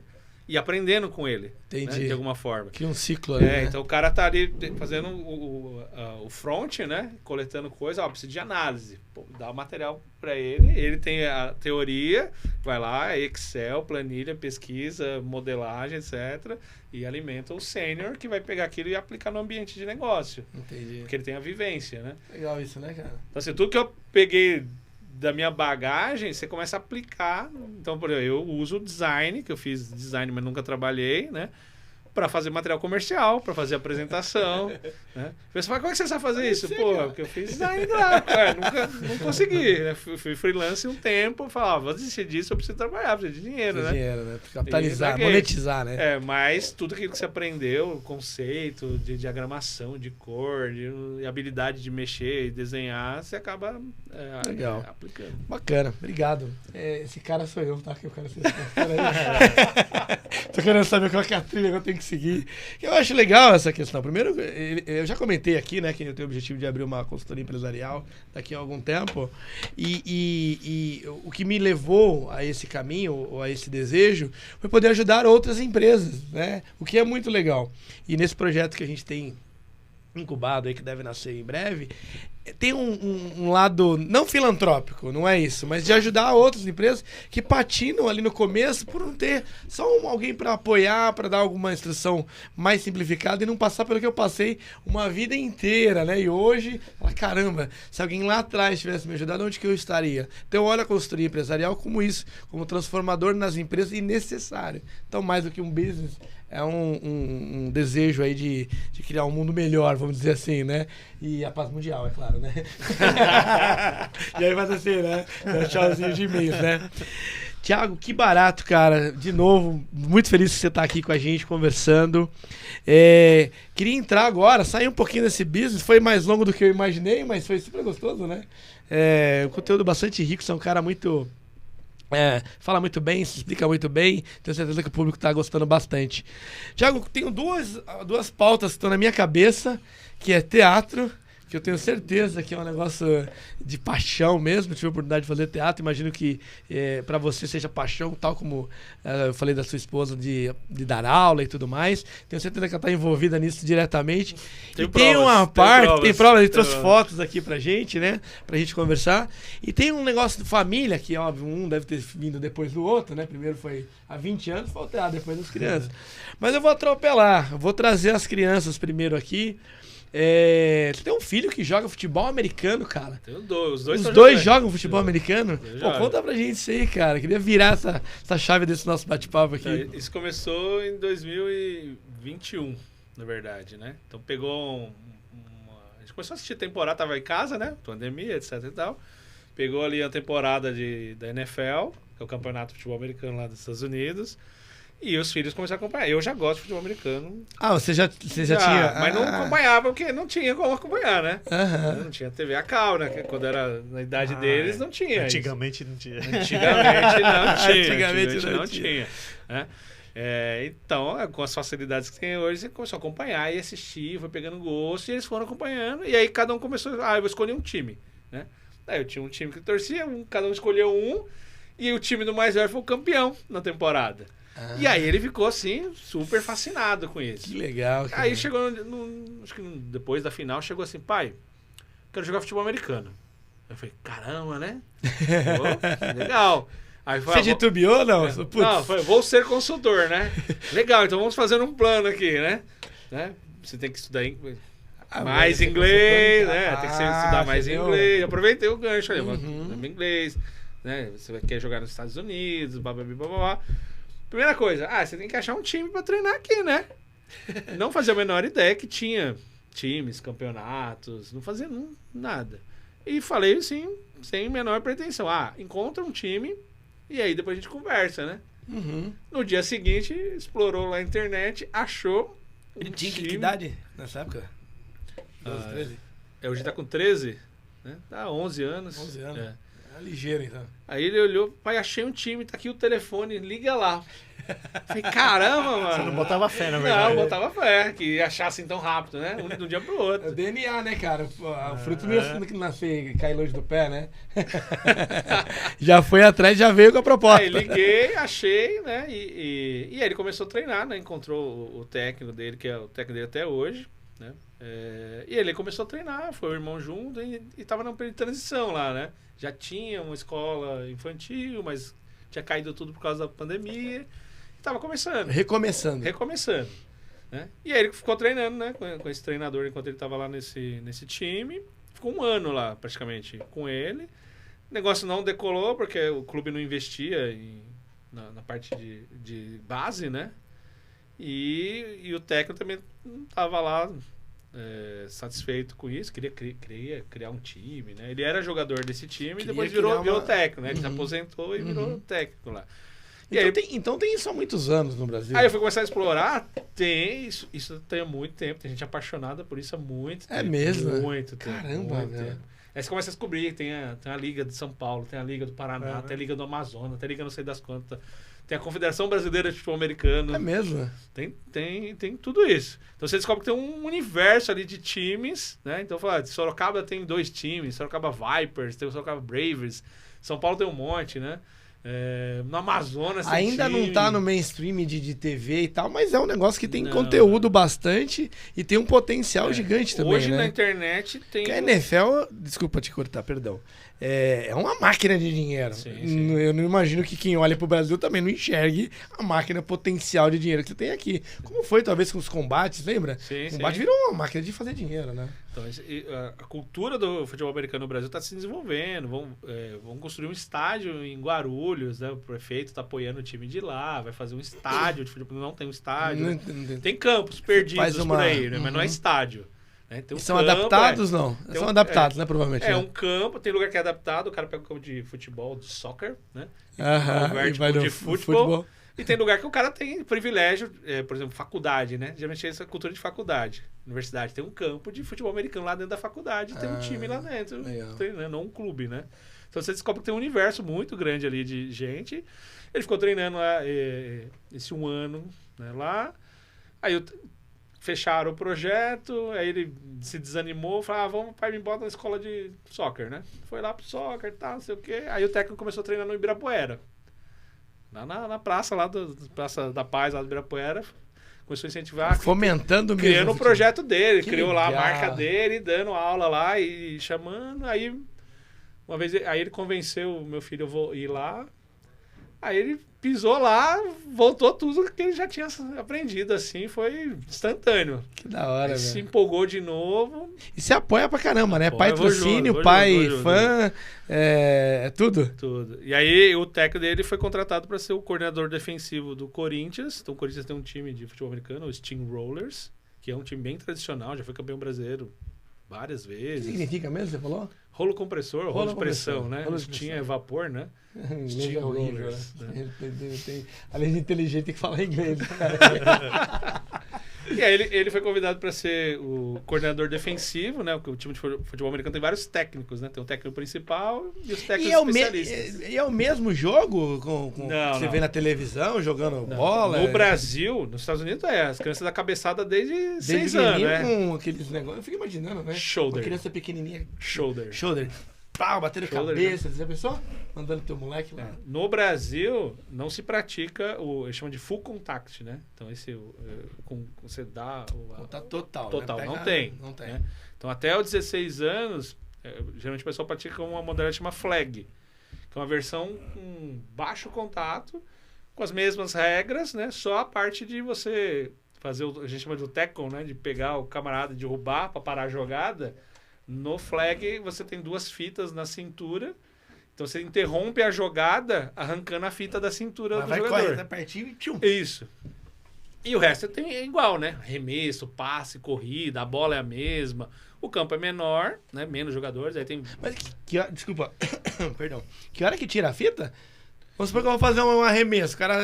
Sabe, na hora que vai começar a jogada, né? O cara passa a bola... Sabe futebol americano, cara? Não sei a regra, não. Não sabe, meu. Não, assim, Você tem que saber, velho. Não, o negócio de japonês é beisebol. É beisebol? Ah, é beisebol. verdade. Né? E tem no Brasil também, Tem viu? também. Tem, também. colônia japonesa joga beisebol Então pra leva caramba. seus moleques lá, vamos Vou levar. fomentar os esportes alternativos, fazer eles se tornarem mainstream. Sabe o que é o quarterback, né? É o cara que arremessa a bola. É o lançador, né? Então, os times se alinham, né? Você vê os times se ficam alinhados. Um time tem que defender o território e o outro tem que avançar o Aí um território. sai pela lateral.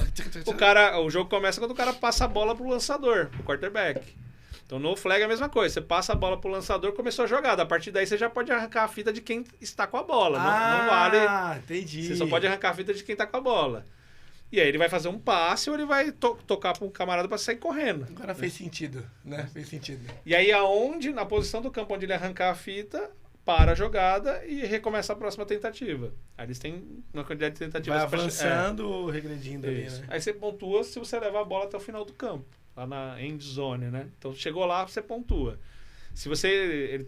geralmente o time tem 4 tentativas, né, para poder avançar lá até o meio de campo. Se você não conseguir, inverte. Passa a bola para o outro time e aí entra o time de defesa. Que legal, cara. Muito legal isso daí. Aí os dois jogam, né? Um joga no Sub-17 hoje, o de 13, tá no time Sub-17. Do Corinthians. Do Corinthians. Salve nós, né? Salve Mas Corinthians. quem se nóis. empolgou foi o mais velho. E o mais novo foi como na Foi história? junto, Foi junto? no embalo. Foi no embalo. O mais velho é o que mais se dedica, né? Porque já tá competindo um pouquinho nível mais alto. E né? ele é competidor? Ele Se exige bastante. O mais novo, assim, é mais farra, né? E eles não exigem muito também no Sub-10, né? Mais o vai lúdico, desenvolvendo, o né? aprendizado. Então, assim, o técnico do meu mais velho, hoje ele treina na categoria Fala, Sub-10. fala os nomes deles, cara. Fernando Ferreira. Não, do mais velho, seu filho mais... Enzo. O Enzo, vai falar o nome do Enzo aí. Então. Não fica mais velho, mais novo, né? É. O Enzo. O Enzo era treinado pelo Fernando, né? O Fernando Tá. Ferreira é o coach dele. Aí ele mudou de categoria e foi para um outro técnico. Então o Fernando continua treinando o Sub-10. Que agora tá com que é o o Petros, Petros. tá participando do Sub-10. Que legal, cara. E vai disputar um campeonato agora no Pô, sábado. legal, muito bacana. Uma curiosidade aqui, eu já vi em jogos, né? Não sou de jogando futebol americano, tem até amigos que gostam de assistir. Não entendo muito de regra, não tô zoando, né? Mas eu já vi em algumas situações onde você tem lá, vai começar um jogo, eu não sei se isso aconteceu uma ou duas vezes, porque você faz uma vez, acho que ninguém faz mais.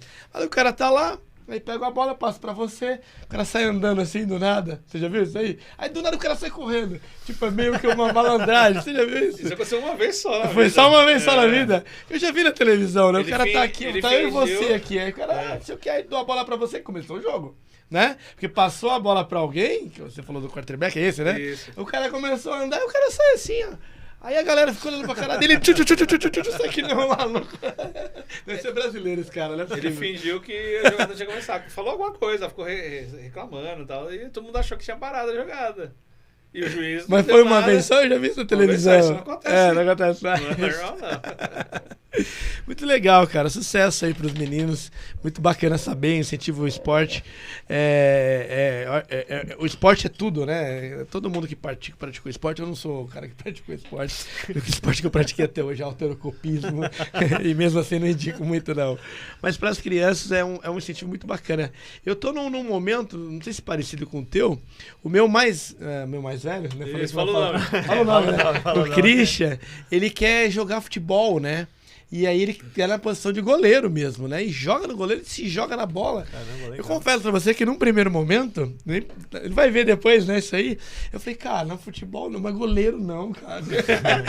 Olha que louco, né? Você colocou, não limitei, né? Mas no primeiro momento eu falei, não, cara, não vai estudar, né? Em vez de fazer o incentivo, a minha primeira reação foi essa.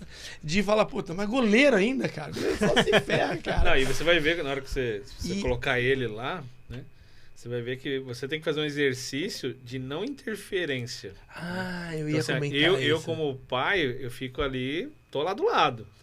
Mas eu não fico interferindo no trabalho do técnico. Eu não fico dando pitaco, faz isso, faz aquilo. E você vai ver também o contrário, na hora, principalmente na escola de futebol. Né? Você vê o pai que tá ali pressionando o filho, gritando, faz isso, faz aquilo outro. Então você tem que fazer um exercício de deixar ele se frustrar. Né? Faz parte, né? O meu mais velho teve um amistoso, né? Então teve situações em que ele foi bem na partida e ele joga no time defensivo. Aham. Ele escolheu ser defensor. E teve situações que o time dele sofreu um ponto em cima de um jogador que ele estava marcando e ele não conseguiu. Entendi. Então, e aí saiu do campo assim, Putz. transtornado, bravo e tal, sei o quê. E aí você fica ali de fora, né? Você não pode Você não vai lá interferir. nem falar... aliviar, nem passar a mão, nem dar Não, bronca. porque assim, eu enxergo que é um aprendizado para eles. Né? Então eles vão perder, eles vão ganhar e vão se amadurecer com esses aprendizados. Né? Então ele vai ter sucesso ali e você, na hora que ele vem, aí sim, quando ele vem para aí o que você achou? Aí Não sei o você quê. entrega. Aí você fala, mas ali eu não. Mas você é sabe um exercício difícil, viu? verdade, né? que ele... Fala. Não, é verdade mesmo. Até você tá falando de futebol, né? A gente tá acostumado a ir no estádio ficar xingando os jogadores lá. Pô. Mas eu, semana passada agora, né, que eu levei, ele quer ir, eu tô esperando um momento, acho que nas férias, vou deixar um mêsinho ali, ih, dei spoiler, cara. Vou deixar um mêsinho lá no corta chute, essa. no chute inicial do Corinthians lá, né. E aí o que você falou, agora eu lembrei, tem uma placa, bem lá na quadrinha lá de jogo lá, tá escrito assim, prezado pai, alguma coisa assim, pais, né. aqui na quadra, o teu filho tem um professor.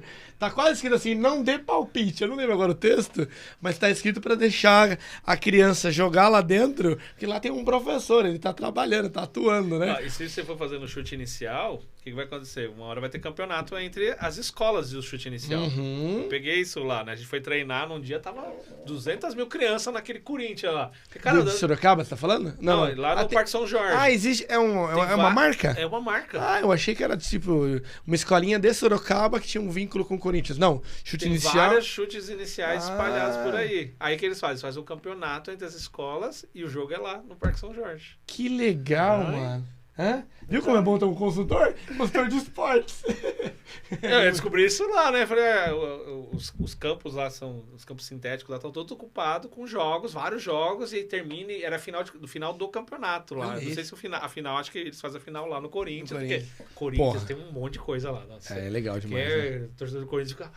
E busto, e estátua, e troféu, e não sei o que. Então você fica ali encantado, né? Eu nunca tive a oportunidade de ir, mas eu já vi reportagens, né, falando, né? Cara, que barato isso. Obrigado pela consultoria, né? Se também quiser colocar um... Como é que chama esse moleque menor? Eric. É, o moleque menor, né? O maior. O meu maior. menor. O meu maior. Não, você é menor e maior, né? O menino, né? Ele não tem interesse em futebol, não? Ele gosta de futebol. Gosta também? Gosta. Que time que ele torce? Corinthians, né? Ô, Tiagão, e o teatro, cara? Eu vou te perguntar do teatro e eu vou fazer... Ele veio fazendo isso lá nas reuniões, eu vou fazer aqui, vou fazer um preâmbulo, né? Mas é um registro bem legal aqui que eu vou fazer, que é o seguinte... o teatro, pra mim, foi transformador. Eu era um cara tímido, com 15, 16 anos, e no colegial técnico que eu fazia aqui na ETEC, aqui no Industrial, aqui na Zona Norte de São Paulo, na Vila Maria, tinha lá, um dia eu cheguei, tinha lá um curso de teatro, e eu entrei naquele negócio à toa. Cara, eu saí de lá uma outra pessoa, de um cara tímido, que mal falava, não sei o que, quase essa coisa que eu sou aqui hoje. Fizemos uma peça chamada Baleia na Curva. Não sei se você conhece? Uma peça que fala da década de 60, ali, da Revolução e tudo mais. Mas você mudou, virou outra pessoa ou você tá atuando até hoje? Não, cara. Eu virei outra pessoa, cara. E o teatro, ele é transformador. Quando você comentou, né, um dia bem informal ali, falou, eu tenho uma companhia de teatro e tal, não sei o quê. Eu falei, cara, isso é demais, porque é um negócio que mexe com as pessoas, que mexe com as pessoas, para quem assiste, para quem participa, e você tem um papel longo, né? Desde ator, dirigente, escritor, costureiro, designer de cenário, iluminação, tudo isso. Como é que isso chegou na tua vida, cara? Chegou por acaso, né? Eu comecei em 97, né? Minha vivência no teatro, ele é vocacional porque não é minha profissão, né? Então eu não vivo de teatro e não acho que dá para viver de teatro. São raras exceções, né? O cara vive fala assim, sou só ator, né? E aí, para você viver só de teatro, você tem que abrir mão de várias outras coisas, né? Porque o teatro é final de semana, teatro é ensaio, né? Então você tem que escolher muito ensaio, pouca apresentação, né? Então você tem que fazer escolhas, né? Então você abre mão, talvez, de família, abre de um monte de experiência para seguir isso daí. Então o teatro que eu trabalho é um teatro que eu chamo vocacional, né? Ele surgiu em ambiente de igreja, né? Ambiente de igreja evangélica que eu participava, né? E fui fazendo a minha jornada de transformação, né? A gente brinca, eu era crente, hoje eu sou cristão, mudei. Eu era daquele que achava ruim a mulher usar brinco. Fervoroso ali. Quando eu conheci a minha esposa... Pentecostal é mais assim, né? Não é certo ou errado, mas isso. Mas tinha uma cultura mais, né, restritiva. De roupa, de fala, né? De pensamento, etc. E hoje eu sou uma pessoa bem diferente, uma questão bem diferente, né? Então surgiu muito nesse ambiente de igreja uma gincana. Começou numa gincana e depois vai ficando mais interessante, né? Na época tinha muitos jovens ali na igreja e foi surgindo, né? Começou sem saber nada. Nada. Só gostava de escrever, né? Que nem você. Né? Nem você! Primeiro passo, assim, gostar de escrever. Porque eu era tão tímido quanto você falou. Daquele que a mãe falava, pede informação ali, eu não ia mais nem a pau, mãe, não vou, não sei falar, não quero, passava mal, nesse sentido. E o teatro teve essa transformação em mim, né? Então você pega aquela monte de criatividade e começa a escrever história, começa a juntar outros jovens que também estavam interessados, né? E foi surgindo, aí a partir de 2001 a gente criou um grupo, né, que chama Companhia Teatral Sal da Terra. E até então, né, até 2001, a gente fazia aquele teatrinho que chama de teatrinho de igreja mesmo. A gente falava que era o teatro clássico, né? Todo mundo queria ver o Jesus com a faixa aqui, né? O texto exatamente... Era uma cópia exata, total, né? Cópia exata do que estava escrito. Então o roteiro já estava escrito, né? De certa forma, você só repetia ali as falas. E chegou no momento que falou, caramba, a gente precisa aprender mais, né? Precisa fazer mais, né? Então era uma atividade de um grupo de jovens da igreja. E aí a gente foi contratar um professor de teatro, porque a gente foi ver uma peça de um outro grupo que também era um grupo cristão, só que os caras estavam 1000 anos na frente. E aí a gente falou, pô, vocês dão aula? Dão. Né? Aí veio o cara fazer a revolução lá na igreja, fazer o Aue, porque você começa a usar um monte de outras técnicas que não fazem parte ali do contexto, né? Uhum. Um monte de jogo, um monte de exercício. E você começa a escrever uma história que foge totalmente daquele roteirinho clássico, né? E aí a gente fez nossa primeira peça, era uma história que puxou aquele gancho lá do ladrão perdoado na cruz, né? Então a história era o ladrão perdoado, só que no contexto totalmente nordestino. E aí misturou um pouquinho de Alto da Compadecida, um monte de coisa que a gente bebeu do Alto da Compadecida, o estilo, né? Que sensacional, né? Que coisa sensacional, né, É cara? teatro, né? Depois o filme... É uma peça do Ariano Suassuna, o Alto. E aí a gente fez um negócio totalmente radical. Mudou a história, reescreveu. Então, ou seja, a partir daí eu comecei a escrever releituras das histórias bíblicas, das mensagens bíblicas, né? E uma coisa que eu pratico quando eu escrevo é tentar escrever lacunas que não estão ditas no texto. Aproveitar um pedaço ali e criar em cima disso. Ah, tá bom, que aí você tem uma oportunidade. Isso aqui não tá em lugar nenhum, então eu posso ser criativo e então a gente escreveu respeitando, claro, ali tem todo um negócio envolvido. Pegava toda a né? licença poética, mas assim, eu tenho um espaço de criatividade aqui para contar a mesma história e ligar 2 pontos. Né? Porque uma parte tá num capítulo, a outra parte tá no outro. E aí, o que aconteceu entre uma parte e outra, né? Ou fazer uma releitura, que nem a história do Nordeste. Lá no final você fazia alusão, né? Quando os personagens morriam, a cena da crucificação, porque um dos personagens era o cara ruim, o cara trambiqueiro, e o outro era o cara que foi levado a um mau caminho e lá no final se arrepende na história. Então tem um monte de confusão na história, tem cangaceiro, tem o prefeito, tem o político na história. Que né? legal, legal, né? E você que é escritor igual ele? É. Não, você que é escritor é legal, né? E o Jesus a gente colocava na história como um personagem que aparecia, né? Então aparecia ali, lembrando muito ali o Alto da Compadecida, aquele Jesus que aparecia personificado numa outra figura. E o personagem não percebia que ele estava ali tentando ajudar ele e desprezava. Aí depois aparecia de novo, vou te ajudar de novo. E aí desprezava. Né? E seguia em diante. Entendi. E aí a partir daí a gente começou a participar de festivais de teatro. Então no festival de teatro você começava a ter mais vivências, mais experiências, mais referências, né? Então você via coisas muito boas, coisas horríveis, falava, nossa, isso aqui tá horroroso, né? E você começava a ganhar bagagem. Então a gente participou de um festival, eu Thiago, participo até hoje, né? Já há quase 20 anos, vou nesse festival, seja... Sua esposa faz com você também? Vocês trocam essa bola aí? No começo ela não participava, né? Mas depois foi pra dentro. Logo são os meninos, né? Hoje ela também já interpretou, né? Então ela já fez, inclusive, um desses personagens nessa peça aí do Nordeste. E hoje ela atua mais voltada para a parte de figurino, né? Maquiagem, toda a parte de produção, né? Então ela faz a parte de produção nossa, né? E você só escreve ou atua também? Já atuou? No começo eu atuava. Atuava? Eu atuava. Aí eu sempre escrevi, né? E atuava. E era a pior coisa do mundo, né? Você escrever e atuar ao mesmo tempo. Você não tinha condições, né? Você, o diretor, tá dirigindo a cena, você tá dentro da cena. Aí você tinha que parar o que você tá fazendo, interpretando, e sair para olhar o que estava acontecendo e voltava. E aí tinha todos os outros aspectos da peça rolando. Né? E aí eu fui deixando isso, fui indo mais para direção. Né? Fui me focando mais em dirigir. Né? Então hoje eu dirijo E tô bem focado na parte de iluminação, que é uma área que eu gosto bastante. Aprendi tanto a parte técnica, né? Aprendi toda a parte técnica, de como liga, como instala, como opera. E agora estou estudando a parte conceitual.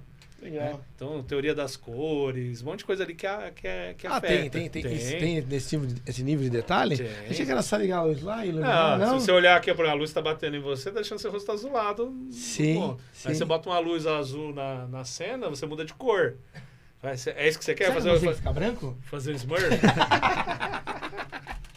Cara, eu achei legal, você trouxe pra gente umas fotos aí. Aí dá pra ver a jornada. E aí você vai ver essa Vai lá. Você vai ver essa transformação. Porque assim, eu fiz um tempo em igreja, depois fiz um tempo em um projeto social. Então eu peguei um monte de jovem, mais os amigos que começaram com a gente, né? Os fundadores ali daquele grupo. A gente ficou um tempo num projeto social. Você tinha um monte de adolescente ali de uma comunidade carente que achavam que não tinha a menor capacidade de fazer teatro. E transforma, E aí né? a gente pegou essa peça do Nordeste que a gente tinha feito lá no passado, botou eles para fazerem, com o apoio de 1 ou 2 mais veteranos, levou para esse festival de teatro e alguns deles ganharam prêmios. Que legal. E o cara... assim, o mais interessante é que um dos rapazes que era o protagonista, enquanto a gente estava lá no processo de produção, ele queria desistir. Thiago, eu não vou conseguir. A gente foi lá, insistiu e ele ganhou um prêmio de revelação, né? Que legal, hein? Então, assim, nessa jornada do teatro, que você brincou lá do ensaio, né? Mas, assim, o que eu vejo, dependendo do contexto, né? A gente tá no meu contexto. Você usou o termo teatro vocacional. Eu achei legal isso, se você puder encaixar nessa tua fala. Porque tem muita gente que trabalha no teatro não como profissão. Então, por esse festival de teatro que eu participo, você tem grupos católicos, evangélicos, grupos que não têm nenhuma ligação religiosa, né? Uhum. Mas ninguém é profissional de teatro. Então, todos são vocacionados, que chega aqui como uma vocação, entendi. E aí, tanto independente do contexto do teatro, assim, o elemento mais, para mim, né, mais importante é a jornada de você construir. Isso é mais importante do que a apresentação em si. Porque é nesse momento que você tem a transformação do ator, né, da pessoa que está ali. Porque ela vai se transformar, seja tendo que estudar, né? Decorar, então eu preciso falar, decorar o texto, eu preciso pesquisar expressão verbal corporal, né? o contexto do personagem, então eu preciso me aprofundar em coisas que não estão ali no seu dia a dia. Né? E a própria jornada de convivência com o grupo. Então, assim, o processo de você montar uma peça, construir uma peça, é muito mais transformador do que a própria apresentação em si. Então, a pessoa começa de um jeito e termina de outro. Você fala, é uma jornada que, caramba, eu não sabia que eu tinha essa capacidade. Eu não sabia quem era você, porque agora eu me relaciono aí com você todo esse tempo e conheço você, virei seu amigo, sei da sua intimidade, dividir problemas ali no dia a dia, né? É vocacional. E assim, dele também, a vocação dele. Se né? você olhar aqui as fotos, você vai ver tem um monte de causa ali, de coisas que tiveram por trás, né? Legal. Cara, esse aqui não é você, esse é o teu irmão mais novo. Esse é o mendigo. Ô, Amon, eu não sei se tá indo bem na câmera. Se você quiser, será que você consegue dar um zoomzinho ali pra gente? E eu libero aqui um pouquinho da nossa mesa. Eu queria deixar pro público acompanhar ali, mais até a imagem do que a minha cara e a do Tutinha, né, Tutinha? A Tutinha tá falando muito hoje, hein, cara? Tô com medo, hein? Até porque tá chegando nos últimos episódios, Tutinha. Aqui você tá... Pode ficar à vontade aí, cara. É que eu tô fingindo que eu costuro, né? Aqui você tá... Tô vendo ali, você tá numa máquina reta, pelo que eu tô vendo. Minha mãe é costureira. Desculpa né? aí, desculpa. Overlock, interlock, reta, né? E você tava costurando um figurino, é isso? É isso aí. Que legal, cara. Aí, Olha a cara de mano. Era o Era um Jiraiya. nageador aí? Era quem? Jiraiya. O Jiraiya, né? Ficou bom? Ó, e aqui, assim, aqui foi logo no começo, né? Então, 2001... Obrigado, aqui, viu? Você é fera demais. Aqui deve ser 2001, por aí. Você vai ver a diferença entre as últimas produções. Não, tudo começa em algum lugar, né, cara? Tô vendo aqui um aparelho de som, um tape deck. Você vê? Aí nos festivais de teatro, né? Esse é você? Esse sou eu. Caramba, Minha mano, esposa. que diferença, cara. Olha só, molecote de tudo, né? É muito legal, né? Aqui. Aí no Festival de Teatro. A gente participou do Festival de Teatro, fomos campeões 2 vezes. É mesmo? 2 vezes. E o campeonato de quantos participantes? Um montão de gente lá. São 10 grupos que participam. Uhum. E aí eles premiam ali as categorias, né? Então você tem categoria de atores, atrizes, coadjuvantes, todas as categorias técnicas, né? Então premia melhor roteiro, melhor iluminação, melhor figurino, melhor cenário, e aí quem ganha mais é o campeão daquele ano, né? E aqui é você? Esse sou eu. Caralho, que diferença, né, meu? Muito legal isso, né? Essa é a peça do Nordeste. E aí você Caba tem, da peste aí, meu. aí você tem chapéu de palha com tinta a óleo. Aqui é juta. Aham. Né? Aqui é as bolinhas de assento de carro. De carro de taxista de antigamente. Nossa, é mesmo. Muita criatividade, né? Aqui o cinto. Aqui você compra lá no centro da cidade, né? Coisa de festa junina. Que bandoleiras. legal, cara. Você atuou nessa? Ah, ele aí. Ah, tá aí. Ele era o próprio, cara. Eu era o Jesus. Olha lá, ele era o né? próprio, ele era o próprio Jesus, cara. Que legal, cara. Aqui, Nossa, mas como. Que engraçado, né, cara? Eu te conheço há pouco o tempo. ator tem que se transformar. Não, mas é diferente mesmo, né, cara? Eu olho a minha cara, eu sou o mesmo pretinho feio desde sempre. Olha lá. Esse aqui Ele até que ele era essa bonitinho. tá datada, 2008, né? Esse era com o pessoal do Projeto Social. Os 10 mandamentos aqui atrás, né? Cada um era um... Opa, acho que foi eu que fui errado aqui. Deixa eu ver aqui. Foi. Agora sim. Eu já fui jurado também, jurado no Festival de Teatro. Aqui eu tava participando como júri, né? Tiago Lima, né? Que legal. E aí já começa a mudar um pouquinho. Opa, já deu um... Começa a mudar a produção. Entrou luz, né? Entrou figurino. Luz. Que legal, cara. E que peça era essa aqui? Também, as tuas peças todas têm esse contexto bíblico? Sim, sim, Tem, sim. todas? O que muda, né? As primeiras, né? Que eu falei assim, estão mais presas, né? E a segunda a gente trabalha nessa lacuna. Então aqui era uma peça sobre a ceia, né? Então aquela passagem bíblica, né, que Jesus faz a ceia. Uhum. Aqui 4 atores fazendo vários personagens. Então assim, você não tinha um personagem com a roupa para identificar. Então cada um ia trocando de personagem no meio da história e o cenário ia se transformando. Então uma hora que era um caixão, a gente entrou chorando a morte, né, de Jesus. Aí começa a refletir sobre isso. Aí uma hora tá no céu, uma hora tá na cena do Paixão de Cristo, depois volta pra mesa. Que legal. E aí você vai cara. aprendendo outras técnicas, né? Então, isso aqui vai se transformar numa outra coisa, que era um Sharp, depois ela vai tirar, vai virar uma capa para vestir. Uhum. A cartola é uma cartola furada, não precisa ser realista. Então você começa a se desprender das coisas realistas, né?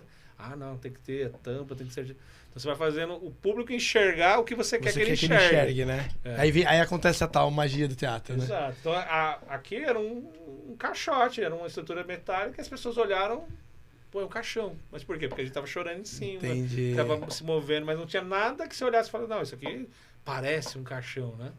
Aí depois virou uma mesa, depois virou um tablado, então ela vai mudando conforme a história que você quer contar. Ô Thiago, e o brasileiro consome pouco teatro, né, cara? Sim, eu citei que sou um amante de teatro, a minha história é no teatro, mas assim, cara, eu não frequento, e é um momento, eu por vezes ia assistir peças, né? Faz tempo que eu não vou lá e choro, né, cara? Coisa também que sou bundão, choro por qualquer coisa, né? Choro até pelo Corinthians, cara.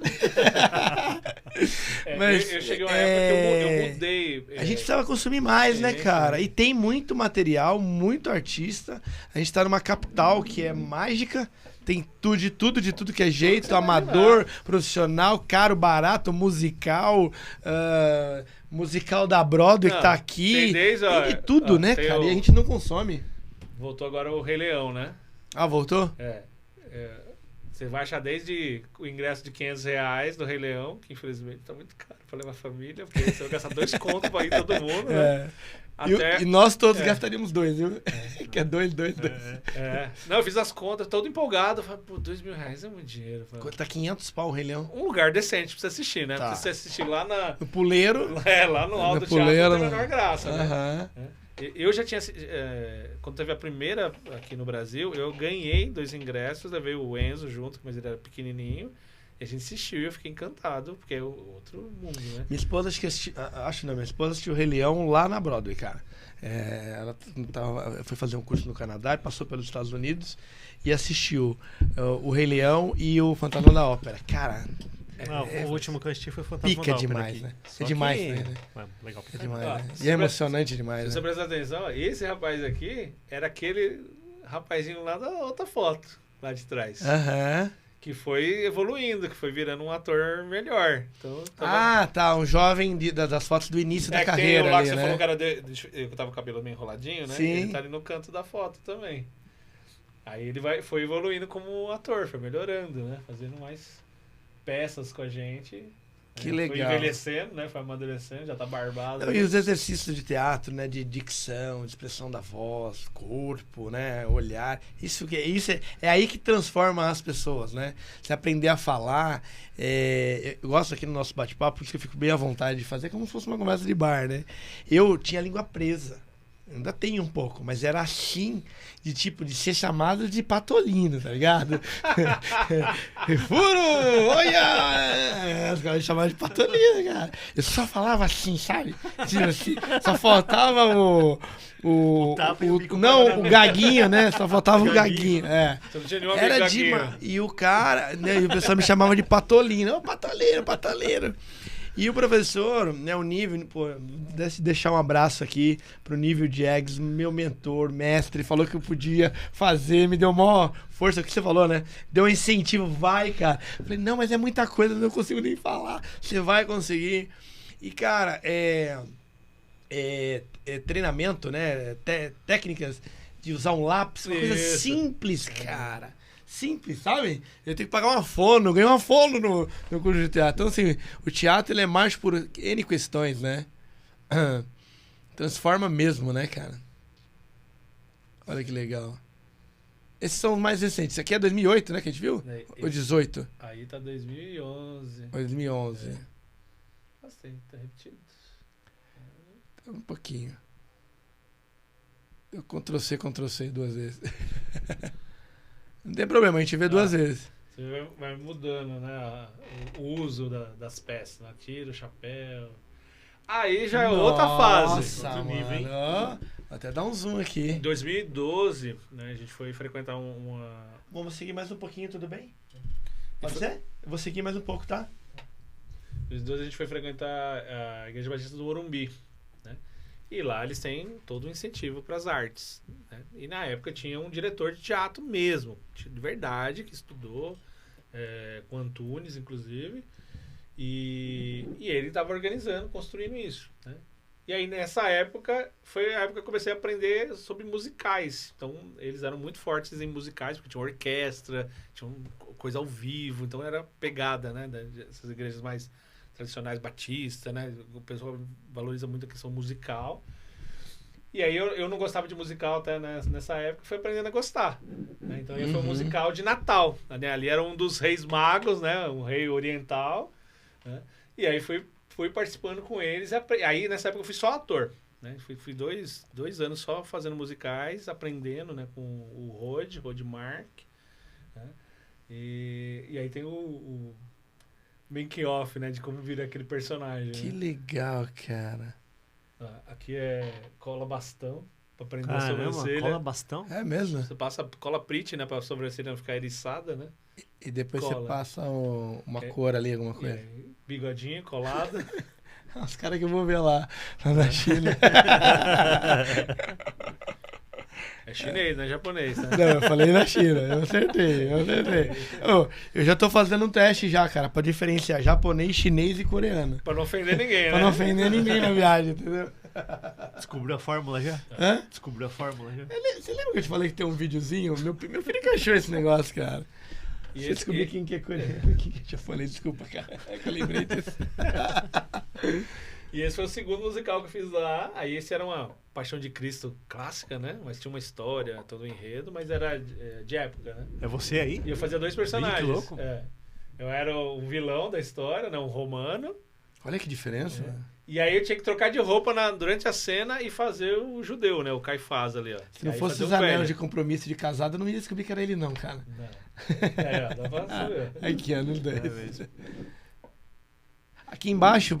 Aqui tá, você em vários momentos, né? Vários momentos do personagem, né? Que legal, cara. E esse, aí tem um monte de foto, né? Começa a peça que eu comecei a ser só diretor, né? Que essa peça, a história do Lázaro, aquela história clássica que Jesus ressuscitou Lázaro. Eu fui escrever a história pensando, isso não está na Bíblia, né? O que aconteceu na casa do Lázaro enquanto Jesus não vinha. Então, se você ler a história bíblica, a história conta do ponto de vista de Jesus.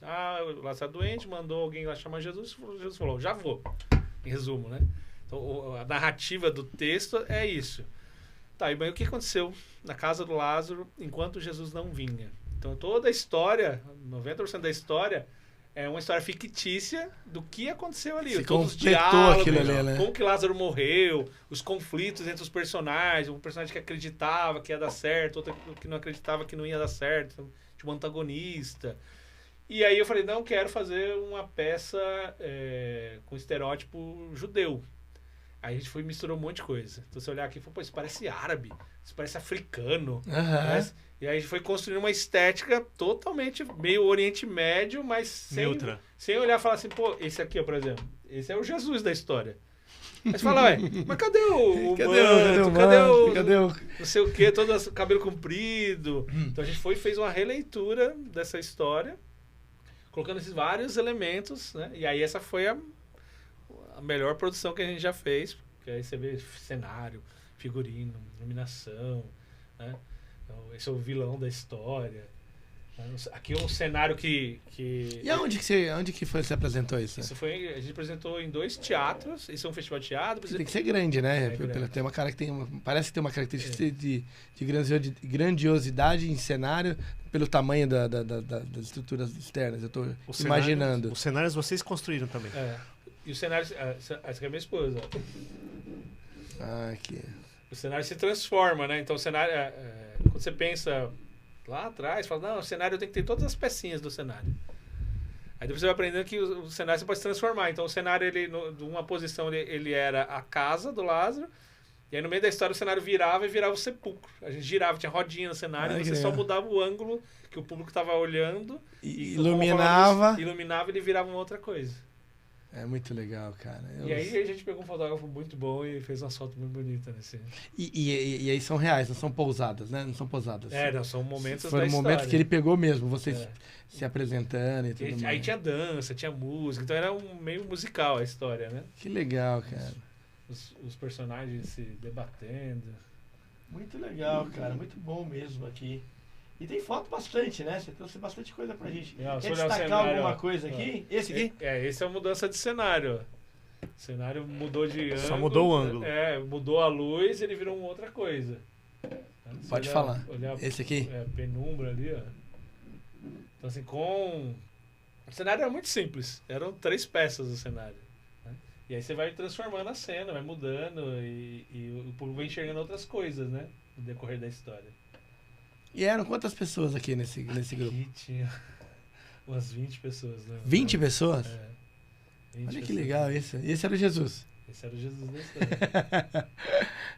O Lázaro morrendo aqui. Que barato. Esse cenário é o mesmo que estava iluminado na foto anterior. Olha que legal. Esse cenário, do jeito que eles estão dentro de um U, né? Então, a parte da frente está aberta. Na hora que você gira o cenário, ele vira uma porta e se inverte.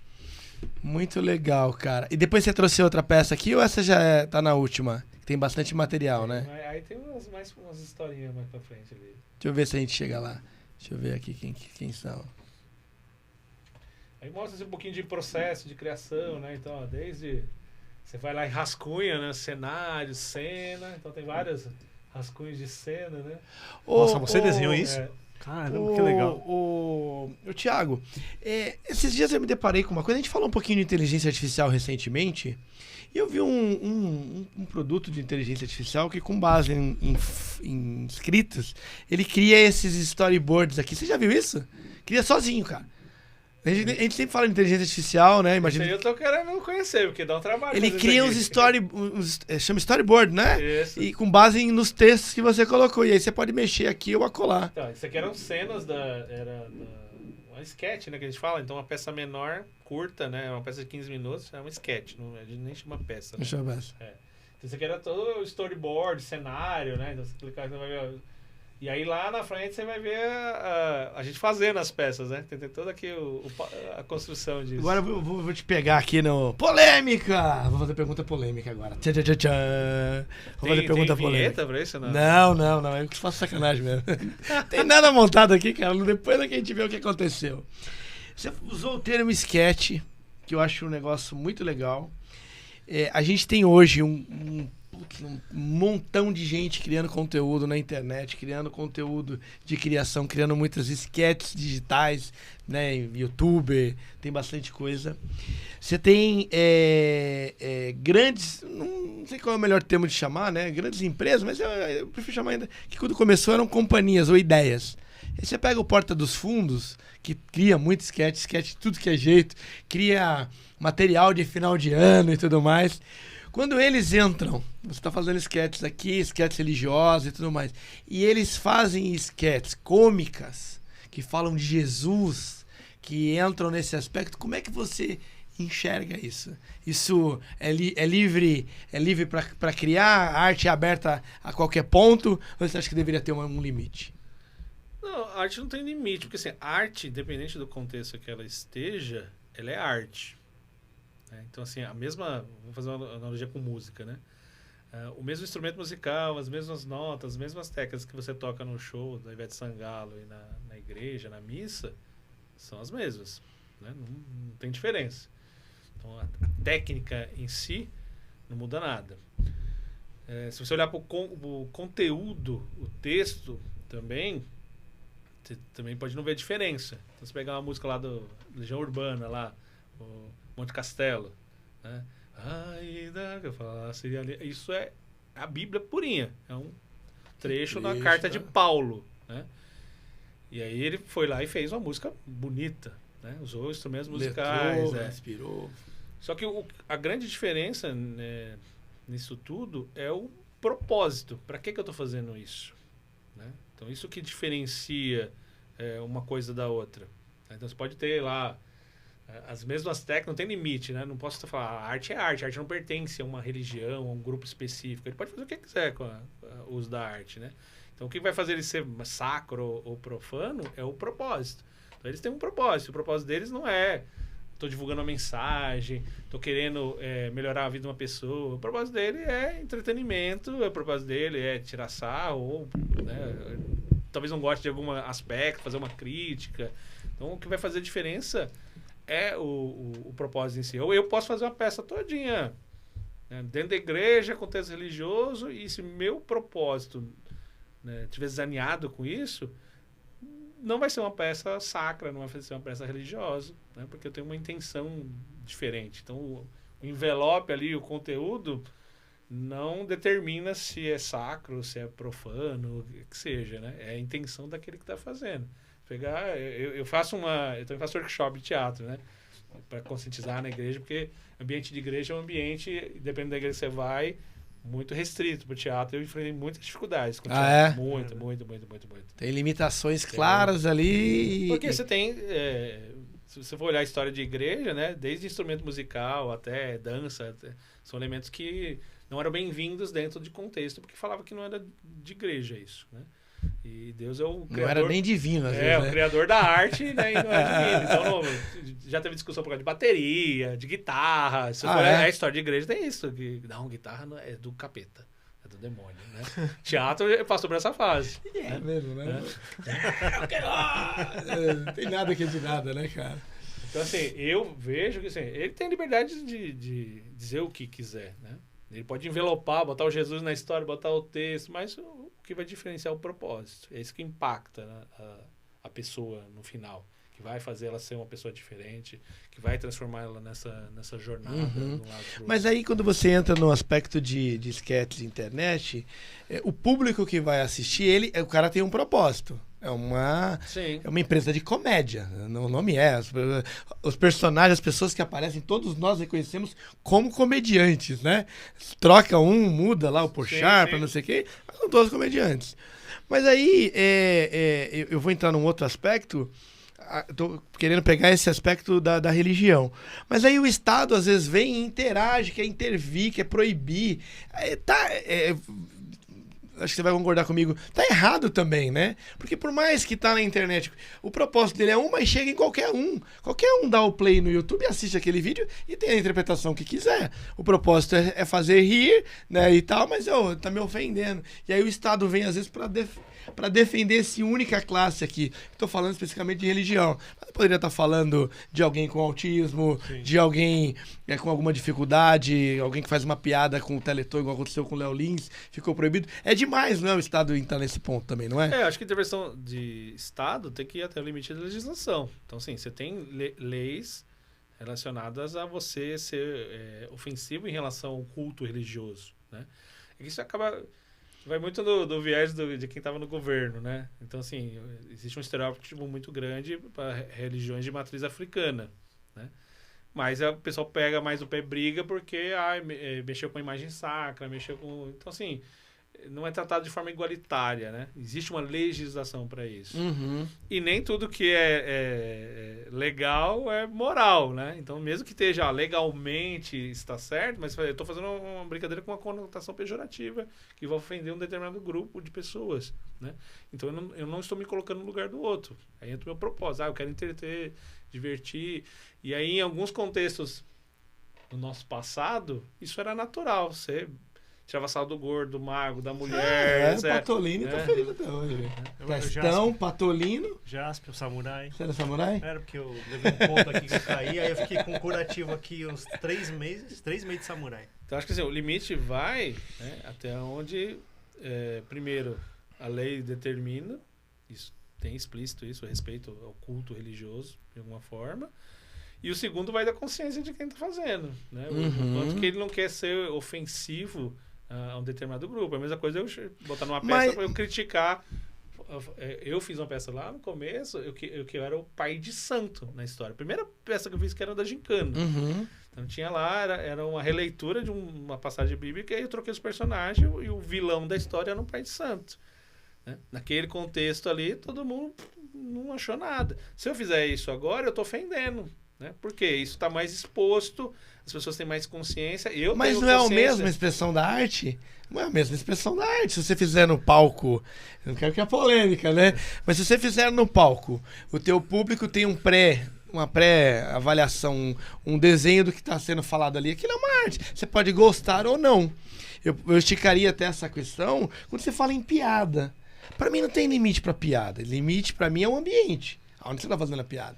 Então, se você tá num palco, aí, vou pegar o caso do Léo Lins aqui mesmo. O cara tá num palco, ele faz piada de tudo, só piada pesada, né? Piada dita de humor negro, que, aliás, até fica aqui um corte, né? Que não tem nada a ver com negro, né? Quando você pega a história do humor negro, não tem nada a ver com ser negro, né? É uma tradução que foi feita lá de um autor francês que ficou esse conceito de humor negro. Mas o cara tá fazendo uma piada lá, tá falando de Jesus, tá falando de dependente químico, tá falando de polícia, tá falando de alguém que tem um problema de alguém especial. Cara, é um teatro. As pessoas vão lá e pagam pra assistir. O que eu acho que elas têm que fazer, na minha opinião, é não gostar. Se eu não gosto, eu não consumo. E dessa mesma forma que eu penso no teatro, que lá ele faz um teatro, né? O comediante usa lá, impera o teatro, chama um público para fazer. Na internet também eu vejo da mesma coisa. Porque o propósito dele no final lá era fazer as pessoas irem. Consome quem quer. No teatro você paga. Na internet não, é um mundo aberto. Só que quem consumir, se você pegar uma piada dele, ou que seja de Jesus, tirar ela daquele contexto e levar para dentro da igreja para discutir, aí ferrou, né? Porque aí você tirou do ambiente, falou, ó, tá vendo? Tá sendo profano, né? O Porta dos Fundos fez, voltando para a pergunta original, e eu encerro o tema.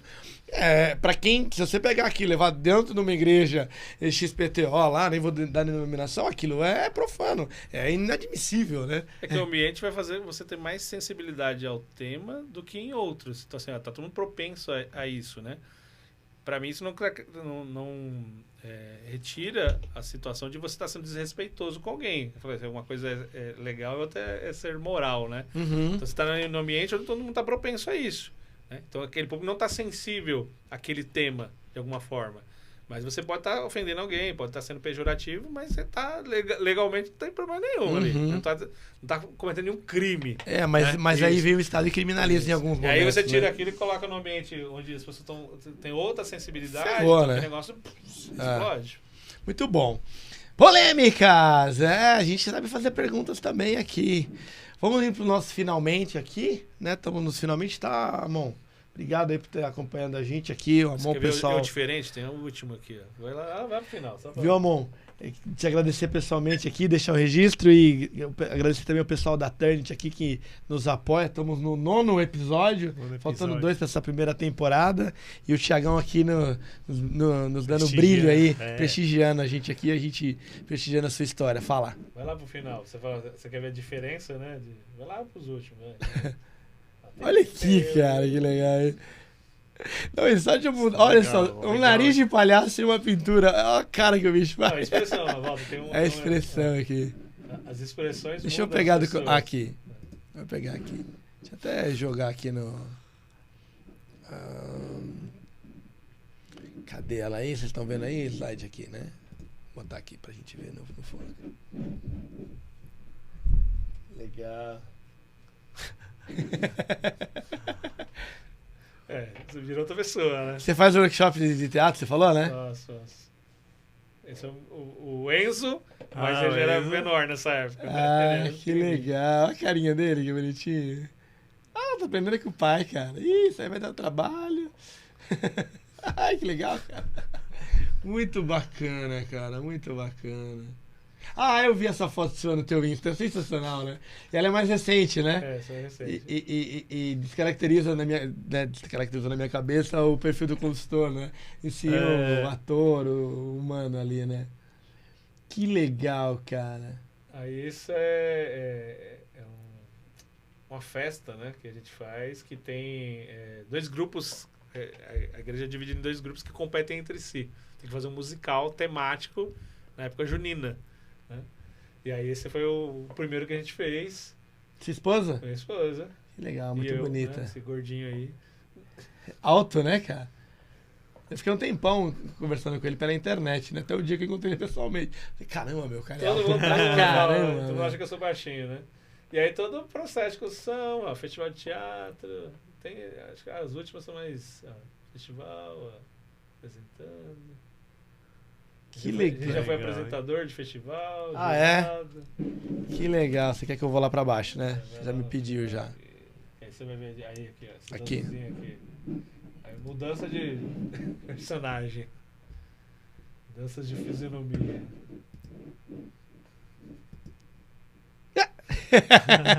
Você tem uma carinha caricata, né? Aí o personagem era cômico. Não, mas você consegue fazer uma cara caricata, né? Assim, ai, que legal. Que legal, cara. Esse aqui é mais... Muito legal mesmo. Muito legal. E esse último, né? Esse foi o último que a gente fez. A parte mais diferente, né? É que essa moça, ela é deficiente auditiva. Legal. Como é que você ensaia uma pessoa que não te escuta? Ensaiando, né? Como diz a Samantha, né? Então isso foi um desafio, né? Tem que aprender. Isso foi um desafio, porque aprender a se comunicar. Uma coisa é você orientar alguém que sabe, né? Que te escuta, e outra é você falar um outro idioma. Vai falando aí que eu quero quero pegar uma foto aqui. Isso aí foi muito... Pode ir falando aí. Muito bacana, né? E aí a mãe dela participava junto, né? Então dava as orientações para ela. Que a mãe trocava em libras pra ela. Ela fazia a leitura labial, né? E a gente foi aprendendo fazer história, e aí ela decorou a história. Peraí, deixa eu botar aqui. Pode falar. Ela aprendeu o roteiro da história antes dos atores decorarem o texto. Então ela sabia o texto antes dos atores que tem todas as faculdades ali, eu escuto e fala, ela já sabia. Aí ela observava a cena e ela entrava na cena e os atores ainda não tinham decorado o texto. Que legal isso, cara. Muito legal, né?